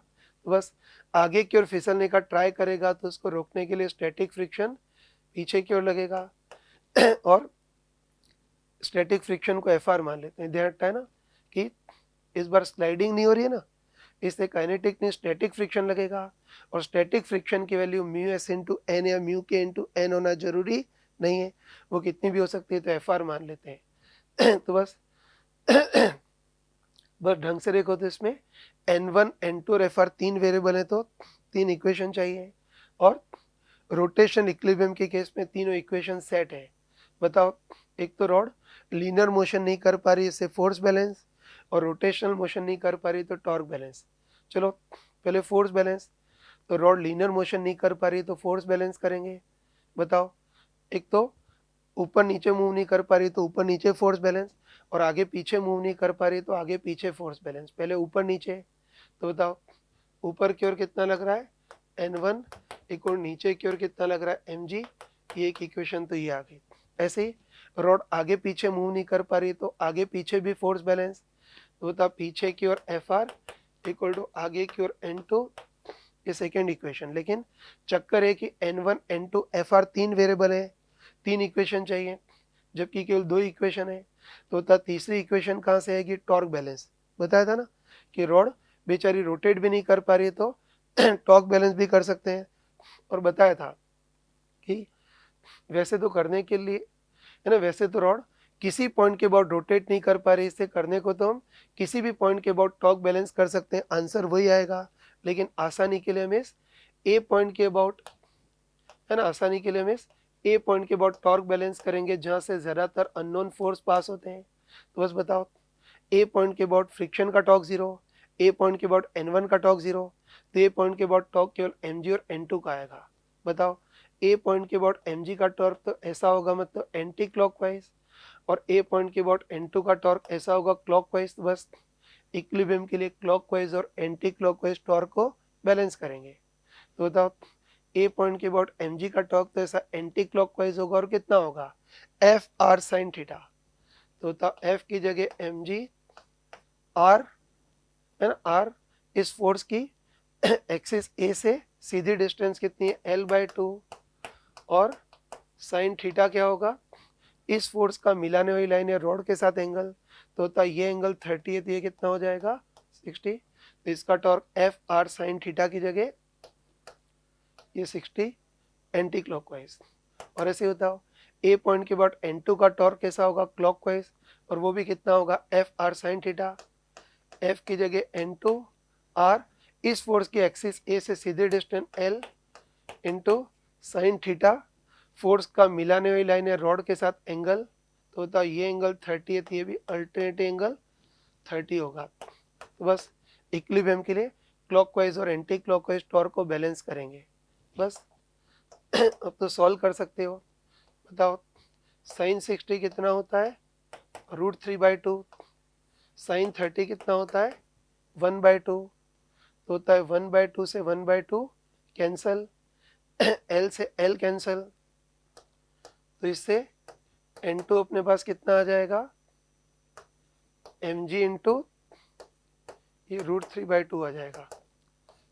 m की वैल्यू 20 है, m इंटू जी करेंगे तो कितना आ जाएगा 200 इंटू √3/2, तो ये n2 इक्वल टू कितना आ गया 100√3 इतना आ गया, ठीक है ना। और हमको पता है कि सेकेंड इक्वेशन के अकॉर्डिंग एफ आर की वैल्यू n2 के बराबर है, तो n2 100√3 है, तो एफ आर भी कितना होगा 100√3 न्यूटन। बस इस हॉरिजॉन्टल फर्श के कारण रोड पर लगने वाला फ्रिक्शन 100√3 न्यूटन, ये फोर्थ आंसर करेक्ट होगा। चलो बच्चों क्वेश्चन नंबर 17 देखते हैं। तो देखो इसमें हमको दे रखा है कि सेम साइज के दो कंडक्टिंग स्फीयर हैं। चलो center to center distance r मान लेते हैं और दोनों को बराबर चार्ज दिया है, मतलब मान लेते हैं कि इस स्फीयर को प्लस q तो इस स्फीयर को भी प्लस q चार्ज दिया है। ठीक, और अभी इनके बीच जो इलेक्ट्रोस्टैटिक फोर्स लग रहा है वो F दे रखा है। तो हमको पता है कि दोनों पर सेम साइन के चार्ज हैं, तो एक के कारण दूसरे पर इलेक्ट्रोस्टैटिक फोर्स रिपल्सिव मतलब दूर भगाने वाला होगा। और अभी इलेक्ट्रोस्टैटिक फोर्स कितना लगेगा k q1 q2 अपन r स्क्वायर, तो k q1 की जगह q, q2 की जगह q अपन r स्क्वायर। और देखो पहले केस में जो इलेक्ट्रोस्टैटिक रिपल्सिव फोर्स लग रहा है उसको F बोला है, तो फर्स्ट केस में फोर्स F है। अब अगले केस में देखना है ना, इस पेयर पर प्लस क्यू चार्ज है, इस पेयर पर माइनस क्यू है। और अब हमने क्या किया, उतने ही साइज का है ना, उतने ही साइज का एक और कंडक्टिंग स्फीयर लिया है, तो इसको पहले फर्स्ट स्फीयर से टच करा रहे हैं और फिर दूसरे स्फीयर से टच करा रहे हैं, तो कर लेते हैं ना। तो बस उतने ही साइज का एक और कंडक्टिंग स्फीयर लिया जो शुरू में अनचार्ज है, इसको क्या करें पहले फर्स्ट स्फीयर से टच करा रहे हैं। तो बस हमको अच्छे पता है कि दोनों आइडेंटिकल साइज के कंडक्टिंग स्फीयर है ना, इन दोनों को अगर टच कराएंगे तो इनका जितना भी टोटल चार्ज है दोनों पर आधा आधा बढ़ जाएगा। इसका चार्ज प्लस क्यू, इसका 0, तो दोनों का टोटल चार्ज कितना है प्लस क्यू, तो दोनों पर आधा आधा बढ़ जाएगा, मतलब इस पर भी प्लस q/2 और इस पर भी प्लस q/2। तो लिख देता हूँ है ना कि ये जो तीसरा स्फीयर है उस पर चार्ज कितना आ गया प्लस q/2 आ गया ना। अब हम क्या कर रहे हैं कि ये जो तीसरा स्फीयर है उसको सेकेंड स्फीयर से टच करा रहे हैं, तो सेकेंड स्फीयर से टच कराओगे तब भी क्या होगा, इनका जितना भी टोटल चार्ज हो आधा आधा बढ़ जाएगा। तो इस पर चार्ज प्लस q था, इस पर प्लस q/2 हो गया था, तो बताओ इन दोनों का टोटल चार्ज कितना हो जाएगा 3q/2। तो जितना भी टोटल चार्ज है आधा आधा बढ़ जाएगा, मतलब 3q/2 में से इस पर कितना हो जाएगा 3q/4 और इस पर भी 3q/4। और बस अब हम क्या करें कि तीसरे स्फीयर को डस्टबिन में फेंक दिया है। तो बस बताओ अब इस पहले स्फीयर पर तो चार्ज कितना हो गया है प्लस q/2 और इस दूसरे स्फीयर पर फाइनली चार्ज कितना हो गया है 3q/4 और अगेन इनको उतनी डिस्टेंस पर रख रहे हैं। तो बस अब इलेक्ट्रोस्टैटिक फोर्स कितना होगा वो देखना है। तो बताओ इस बार भी सेम साइन का चार्ज है, तो इस बार भी एक के कारण दूसरे पर इलेक्ट्रोस्टैटिक फोर्स रिपल्सिव मतलब दूर भगाने वाला, और वो भी कितना होगा k q1 q2 अपन r स्क्वायर। k q1 की जगह कितना आएगा q/2, q2 की जगह कितना आएगा 3q/4 अपन center to center distance r square. इसको सॉल्व कर लेंगे तो बताओ ये 3 और नीचे 8, तो ऐसा कर रहा हूँ कि 3/8 को तो मोह माया से अलग रखता हूँ और 3/8 को अलग रखेंगे तो कितना आ जाएगा k² अपन r स्क्वायर। और k² अपन r स्क्वायर को क्या बोल सकते हैं फर्स्ट केस का रिपल्सिव फोर्स F बोल सकते हैं। तो अब इनके बीच इलेक्ट्रोस्टैटिक रिपल्सिव फोर्स कितना हो जाएगा 3F/8, तो 3F/8 ये सेकेंड आंसर करेक्ट है। तो हमारे क्लास नोट्स में क्वेश्चन कराते हैं वही क्वेश्चन इधर पूछ लिया है। चलो बच्चों क्वेश्चन नंबर 18 देखते हैं।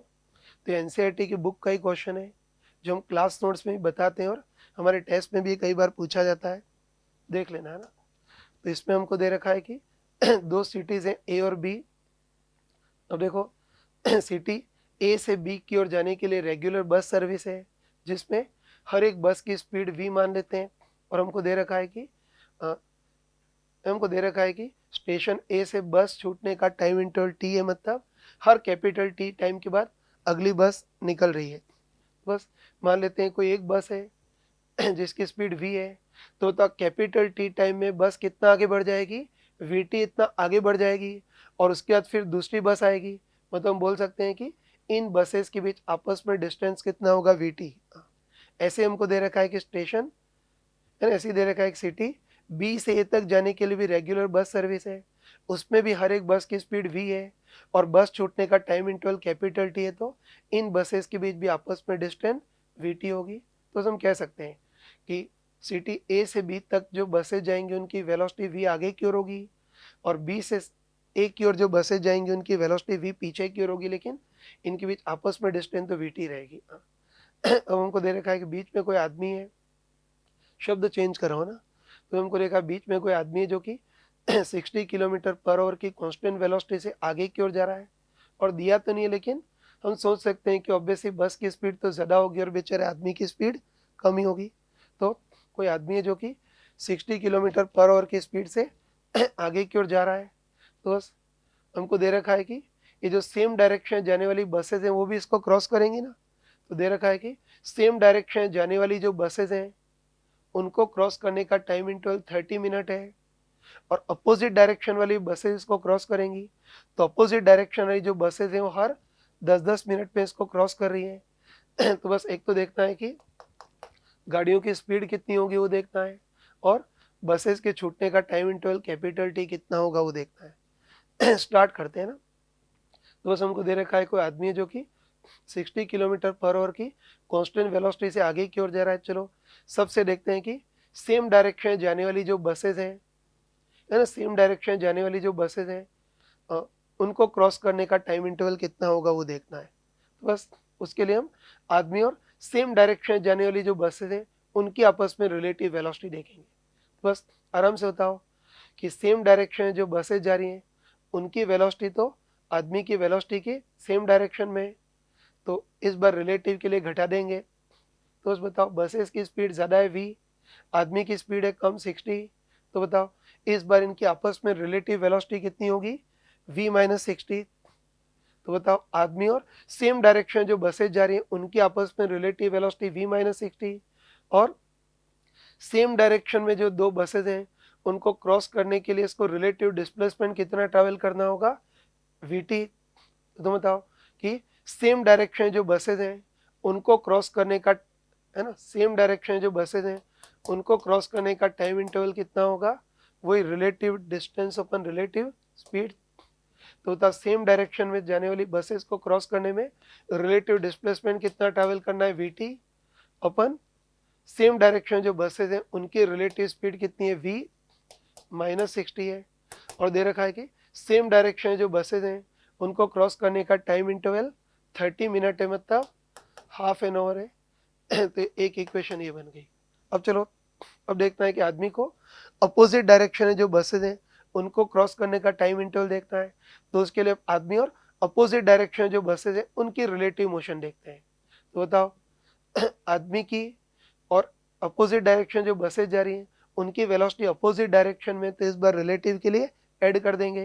तो बताओ आदमी और अपोजिट डायरेक्शन जो बसेज जा रही हैं उनकी आपस में रिलेटिव वेलोसिटी कितनी होगी v प्लस 60 और बताओ अपोजिट डायरेक्शन जो बसेज हैं उनको भी पार करने में इसको रिलेटिव डिस्प्लेसमेंट कितना ट्रैवल करना होगा vt। तो बताओ अपोजिट डायरेक्शन जो बसेज हैं उनको पार करने में टाइम इंटरवल कितना लगेगा, वही रिलेटिव डिस्टेंस अपन रिलेटिव स्पीड। तो बताओ पार करने में रिलेटिव डिस्प्लेसमेंट तो vt अपन इनकी आपस में रिलेटिव स्पीड कितनी है v प्लस 60 और दे रखा है कि अपोजिट डायरेक्शन जो बसेज हैं उनको पार करने का टाइम इंटरवल कितना दे रखा है 10 मिनट, जिसको आवर में क्या लिख सकते हैं 10/60 मतलब 1/6 आवर ऐसे लिख सकते हैं। ये सेकेंड इक्वेशन। बस आराम से बताओ कि ढंग से देखो तो v और t दो वेरिएबल है और दो इक्वेशन है, सॉल्व कर सकते हो। चलो पहले हमको v निकालना है, t को हटाना है, तो उसके लिए क्या करते हैं सिंपली इन दोनों का डिवाइड करते हैं। चलो इसमें इसका डिवाइड करते हैं, तो डिवाइड करेंगे तो vt से vt तो कैंसल, तो डिवाइड करेंगे तो कितना आएगा v plus 60 upon v minus 60 equal to कितना आ गया, डिवाइड करेंगे तो 3/1। तो बस इससे v निकाल सकते हो। v निकालने के लिए एक तो क्रॉस मल्टीप्लाई कर सकते हो, आंसर आ जाएगा, लेकिन अगर ज़्यादा स्मार्टनेस हो तो इसमें कंपोनेंटो डिविडेंटो का यूज़ कर सकते हो, फास्ट कैलकुलेशन होगी। कंपोनेंटो डिविडेंटो का यूज़ करते हैं मतलब न्यूमरेटर में दोनों का एडिशन और डिनोमिनेटर में दोनों का सब्ट्रैक्शन। बताओ न्यूमरेटर में इन दोनों का एडिशन करेंगे तो कितना आएगा 2v, और डिनोमिनेटर में दोनों का सब्ट्रैक्शन करेंगे तो कितना आएगा 2 इंटू 60 आ जाएगा, इक्वल टू इधर भी वही कि न्यूमरेटर में दोनों का एडिशन करेंगे तो 3 + 1 4, और डिनोमिनेटर में दोनों का डिफरेंस देखेंगे तो 3 - 1 2। इसको सॉल्व कर लेना, तो 2 से 2 कैंसिल, तो v/60 इक्वल टू 2 आ जाएगा, तो v equal to 120 kilometre per hour. मतलब हम बोल सकते हैं कि ये जो गाड़ियाँ हैं उनकी स्पीड तो 120 किलोमीटर पर आवर, और v की वैल्यू किसी भी एक इक्वेशन है, जैसे इस इक्वेशन रखोगे तो t आ जाएगा, यहाँ रख देता हूँ ना। तो बताओ v की वैल्यू तो क्या रखेंगे 120 इंटू कैपिटल T निकालना है, अपन v 120 minus 60 equal to 1/2। Solve कर रहा हूँ तो कितना आ गया 120t अपन 120 माइनस 60 है, 60 इक्वल टू हाफ, ये 2 से कैंसिल, तो ट्रांसफर करेंगे तो t इक्वल टू 1/4 आवर, जिसको मिनट में क्या लिख सकते हैं 60/4 मतलब 15 मिनट। तो गाड़ियाँ छूटने का टाइम इंटरवल 15 मिनट होगा। तो गाड़ियों की स्पीड तो 120 और गाड़ियाँ छूटने का इंटरवल 15 मिनट। तो कौन सा आंसर है, ये सेकेंड आंसर है। तो एनसीईआरटी की बुक का ही क्वेश्चन था। चलो बच्चों क्वेश्चन नंबर 19 देखते हैं। तो इसमें हमको दे रखा है कि 2 कंटेनर है, मतलब 2 बंद डब्बे हैं, और दे रखा है कि ये थर्मली इंसुलेटर है, मतलब थोड़ी सी भी हीट एंटर भी नहीं कर सकती और हीट निकल भी नहीं सकती। तो इस पहले डब्बे का वॉल्यूम 2 लीटर और दूसरा जो डब्बा उसका वॉल्यूम 3 लीटर। अब इन दोनों कंटेनर में सेम टाइप की गैस भरी हुई है ना। लिखा तो नहीं है इन्होंने क्लियरली, लेकिन इसकी भावना ये है कि दोनों कंटेनर में सेम टाइप की गैस भरी है, मतलब उसमें हीलियम भरी है तो इसमें भी हीलियम भरी है ना। तो दोनों कंटेनर में सेम टाइप की गैस भरी है, लेकिन पहले डब्बे में जो गैस भरी है उसके नंबर ऑफ मोल 5 और दूसरे में जो गैस भरी है उसके नंबर ऑफ मोल 4 है। पहले कंटेनर में जो गैस है उसका प्रेशर 1 एटमॉस्फेयर और दूसरे कंटेनर में जो गैस भरी है उसका प्रेशर 2 एटमॉस्फेरिक है ना। अब देखो दोनों की कॉर्क लगा दिया ताकि मिक्स ना हो पाए, लेकिन अब कॉर्क हटा दिया है। पता है कि कॉर्क हटाएंगे तो दोनों गैसेस मिक्स होने लगेंगे और कुछ टाइम के बाद ये गैसेस बिल्कुल यूनिफॉर्मली मिक्स हो जाएंगी, मतलब सब जगह टेम्परेचर भी सेम हो जाएगा, इसको T कॉमन, प्रेशर भी सेम हो जाएगा, इसको P कॉमन। तो बस पूछा है कि मिक्स होने के बाद इनका फाइनल या कॉमन प्रेशर कितना होगा वो देखना है। तो है ना, वैसे तो हमने क्लास में पढ़ा है, तो वैसे डायरेक्ट बोल सकते हैं कि इस बार लकीली दोनों कंटेनर में सेम टाइप की गैस भरी हुई है, और क्लास में बताया था कि अगर दोनों कंटेनर में सेम टाइप की गैस भरी हो तब तो इनका कॉमन प्रेशर डायरेक्ट लिख सकते हैं, कितना होगा P1 V1 plus P2 V2 अपन V1 प्लस V2 डायरेक्ट बोल सकते हैं। लेकिन चलो एक बार इसको जस्टिफाई भी कर लेते हैं कि कॉमन प्रेशर का एक्सप्रेशन कैसे लिखा। तो अलग डायग्राम बना दिया ना, तो एक और हटाने पर गैसेज यूनिफॉर्मली मिक्स हो जाएंगी, सब जगह टेम्परेचर भी सेम हो जाएगा T कॉमन, प्रेशर भी सेम हो जाएगा P कॉमन। तो एक क्लास में क्लियरली बताया था कि गैसेज के मिक्सिंग के जो क्वेश्चन है उसमें सेट तरीका है कि बताओ कॉमन टेम्परेचर निकालने के लिए तो इंटरनल एनर्जी कंजर्वेशन लगाते हैं और कॉमन प्रेशर के लिए मोल कंजर्वेशन।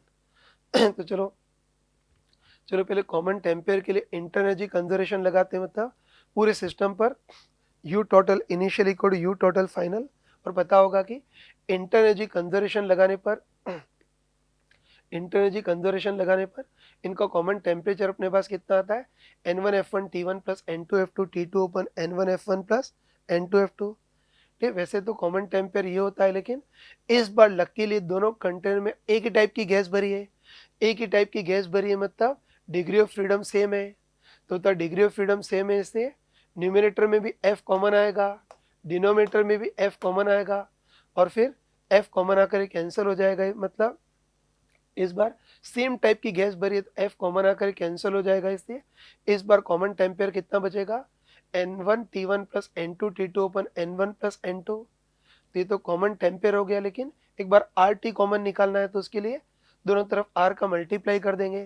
तो RT कॉमन कितना हो जाएगा N1R T1 plus N2R T2 अपन N1 प्लस N2।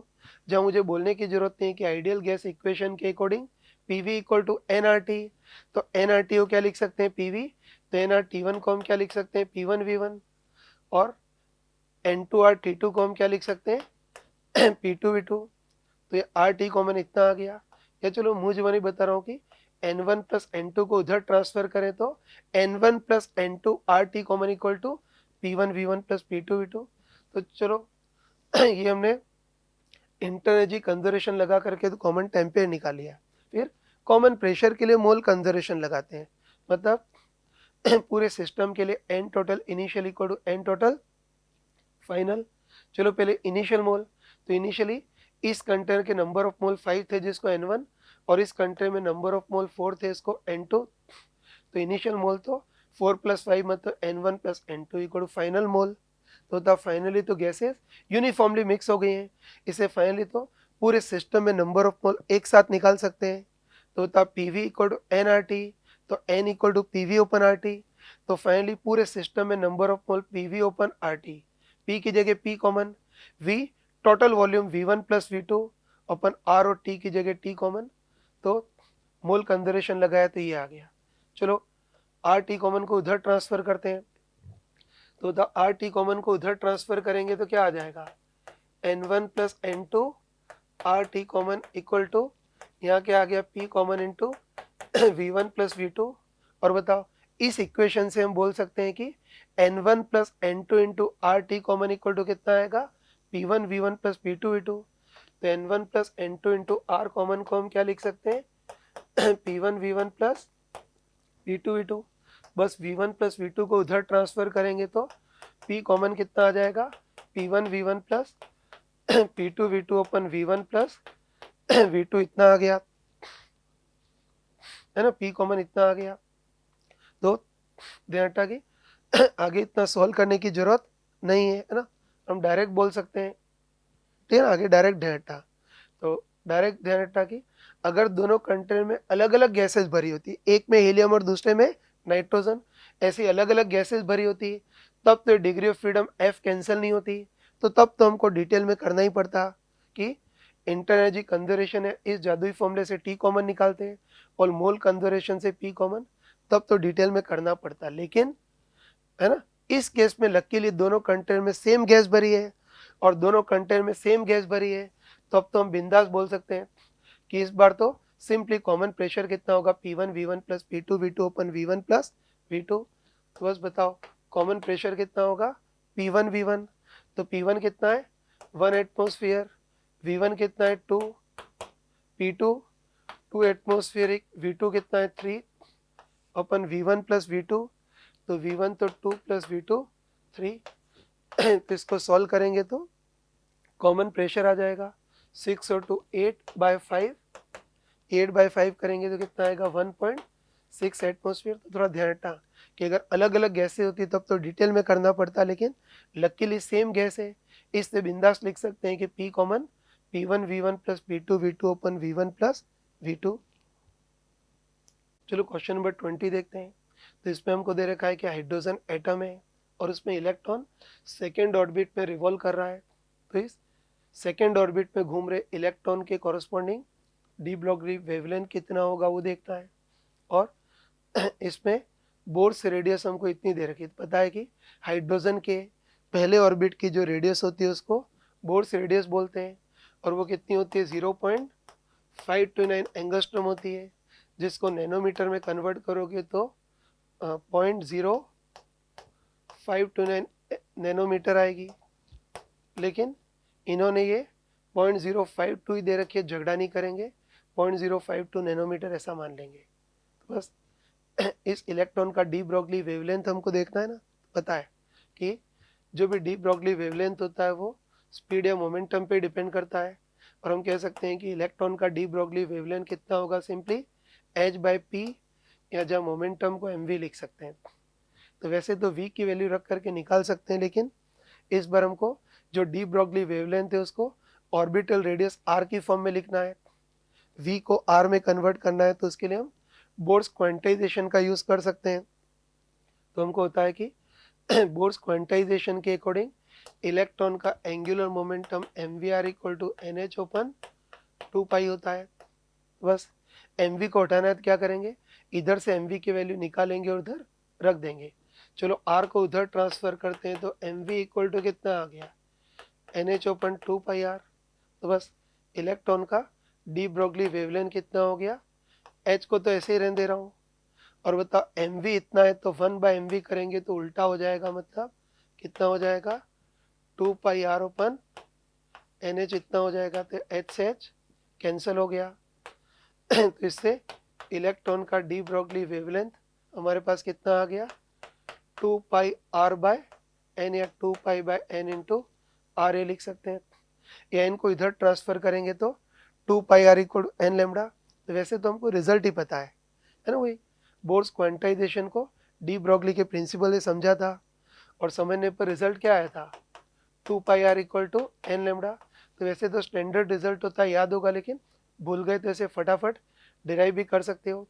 तो इसका डी ब्रोगली वेवलेंथ 2πr/n, जो r इसकी ऑर्बिट की रेडियस, और हमको पता है कि इस है ना, हमको पता है कि इलेक्ट्रॉन की ऑर्बिट की रेडियस कितनी होती है 0.529 एंगस्ट्रॉम n²/z, लेकिन इसको नैनोमीटर में हमको क्या लिखना होगा 0.052 नैनोमीटर n²/z ऐसा लिखना होगा। तो उधर सॉल्व करेंगे तो n से n कैंसिल हो जाएगा। और बताओ n से n कैंसिल हो जाएगा तो इस इलेक्ट्रॉन का डी ब्रोगली वेवलेंथ कितना आ जाएगा अपने पास 2π इंटू 0.052 नैनोमीटर इंटू एक n कैंसिल हो गया तो कितना बचा n/z। हाइड्रोजन है तो Z1, दूसरे ऑर्बिट में घूम रहा है तो N2 आ जाएगा। चलो इसको सॉल्व करना है। तो चलो थोड़ा सा अप्रोक्सीमेशन, बताओ ऑप्शन काफ़ी दूर दूर है इसलिए हम अप्रोक्सीमेशन लगा सकते हैं। तो 0.052 को 0.05 भी बोल देते हैं। बताओ 0.05 में 2 का मल्टीप्लाई करेंगे तो कितना आएगा 0.1, और ये 2π कितना होता है 6.28। तो बस बताओ ये तो 0.1 हो गया, अरे 6.28, दोनों का मल्टीप्लाई करेंगे तो इलेक्ट्रॉन का डी ब्रोगली वेवलेंथ कितना हो जाएगा 0.628 नैनोमीटर। अप्रोक्सीमेटली ये होगा, बाकी एक्चुअली ये 0.05 से थोड़ा ज़्यादा है तो उत्तर भी 0.028 नैनोमीटर थोड़ा ज़्यादा होगा। तो 0.628 नैनोमीटर थोड़ा ज़्यादा जो ऑप्शन है उसी को चिपका देंगे। तो जो फोर्थ ऑप्शन है वो 0.628 से थोड़ा ज़्यादा है, तो फोर्थ ऑप्शन करेक्ट होगा। चलो क्वेश्चन नंबर 21 देखते हैं। तो देखो इसमें हमको दे रखा है कोई अल्टरनेटिंग सोर्स है, इसका वोल्टेज 220 वोल्ट है, मतलब वोल्टेज की आरएमएस वैल्यू 220 वोल्ट है, और इसकी फ्रीक्वेंसी हमको कितनी दे रखी है 50 हर्ट्ज ये दे रखी है ना। अब देखो उसके साथ रेजिस्टर, कैपेसिटर, इंडक्टर तीनों लगा दिए हैं। तो देखो ये जो रेजिस्टर है इसका रेजिस्टेंस, जो रेजिस्टर है उसका रेजिस्टेंस हमको कितना दे रखा है 20 ओम। वैसे जो इंडक्टर है उसका रिएक्टेंस कितना होता है 1/c ओमेगा, लेकिन कैपेसिटर का रिएक्टेंस हमको लड्डू मिठाई से परोस करके दे रखा है 25 ओम। और इंडक्टर है उसका रिएक्टेंस L ओमेगा होता है, लेकिन वो भी लड्डू मिठाई से परोस करके दे रखा है 45 ओम। तो बस करंट की आरएमएस वैल्यू कितनी होगी वो देखना है। बस पता है कि अल्टरनेटिंग करंट का कोई भी क्वेश्चन हो वेक्टर डायग्राम से ही करते हैं, तो बोलने की जरूरत नहीं कि इस चैप्टर में कुछ भी हो जाए। करंट का वेक्टर डायग्राम तो हॉरिजॉन्टली लेते हैं। अब रास्ते में जो नमूने सबके इफेक्टिव रेजिस्टेंट डायरेक्शन के साथ, तो एक तो रेजिस्टर है, तो पता है कि रेजिस्टर का इफेक्टिव रेजिस्टेंस R होता है जिसको हॉरिजॉन्टल बताते हैं, और उसकी वैल्यू कितनी है 20। ऐसे इंडक्टर, तो इंडक्टर का रिएक्टेंस 90 डिग्री ऊपर बताते हैं L ओमेगा, लेकिन उसकी वैल्यू 45। और एक कैपेसिटर, उसका रिएक्टेंस नीचे बताते हैं 1/c ओमेगा, लेकिन इसकी वैल्यू डायरेक्टली हमको 25 दे रखी है। बस सबका रिजल्टेंट निकालेंगे, जैसे न्यूटन्स लॉ में फोर्सेस का रिजल्टेंट निकालते हैं वैसे इस बार इन सब के इफेक्टिव रेजिस्टेंट का रिजल्टेंट। बताओ एक्स डायरेक्शन 20 है, वाई डायरेक्शन दोनों अपोजिट तो घट जाएंगे, इसकी वैल्यू ज़्यादा है इससे रिजल्टेंट ऊपर क्यों आएगा, और कितना आएगा 45 माइनस 20 मतलब 20 ओम। ये हो गया। एक्स डायरेक्शन में भी 20, वाई डायरेक्शन में भी 20, तो सबका रिजल्टेंट बिल्कुल बीच में आएगा, मतलब 45 डिग्री एंगल पर आएगा। और बताओ सबका रिजल्टेंट कितना होगा √20² प्लस 20² करेंगे तो 20√2, और जो रिजल्टेंट होता है उसको इम्पीडेंस बोलते हैं।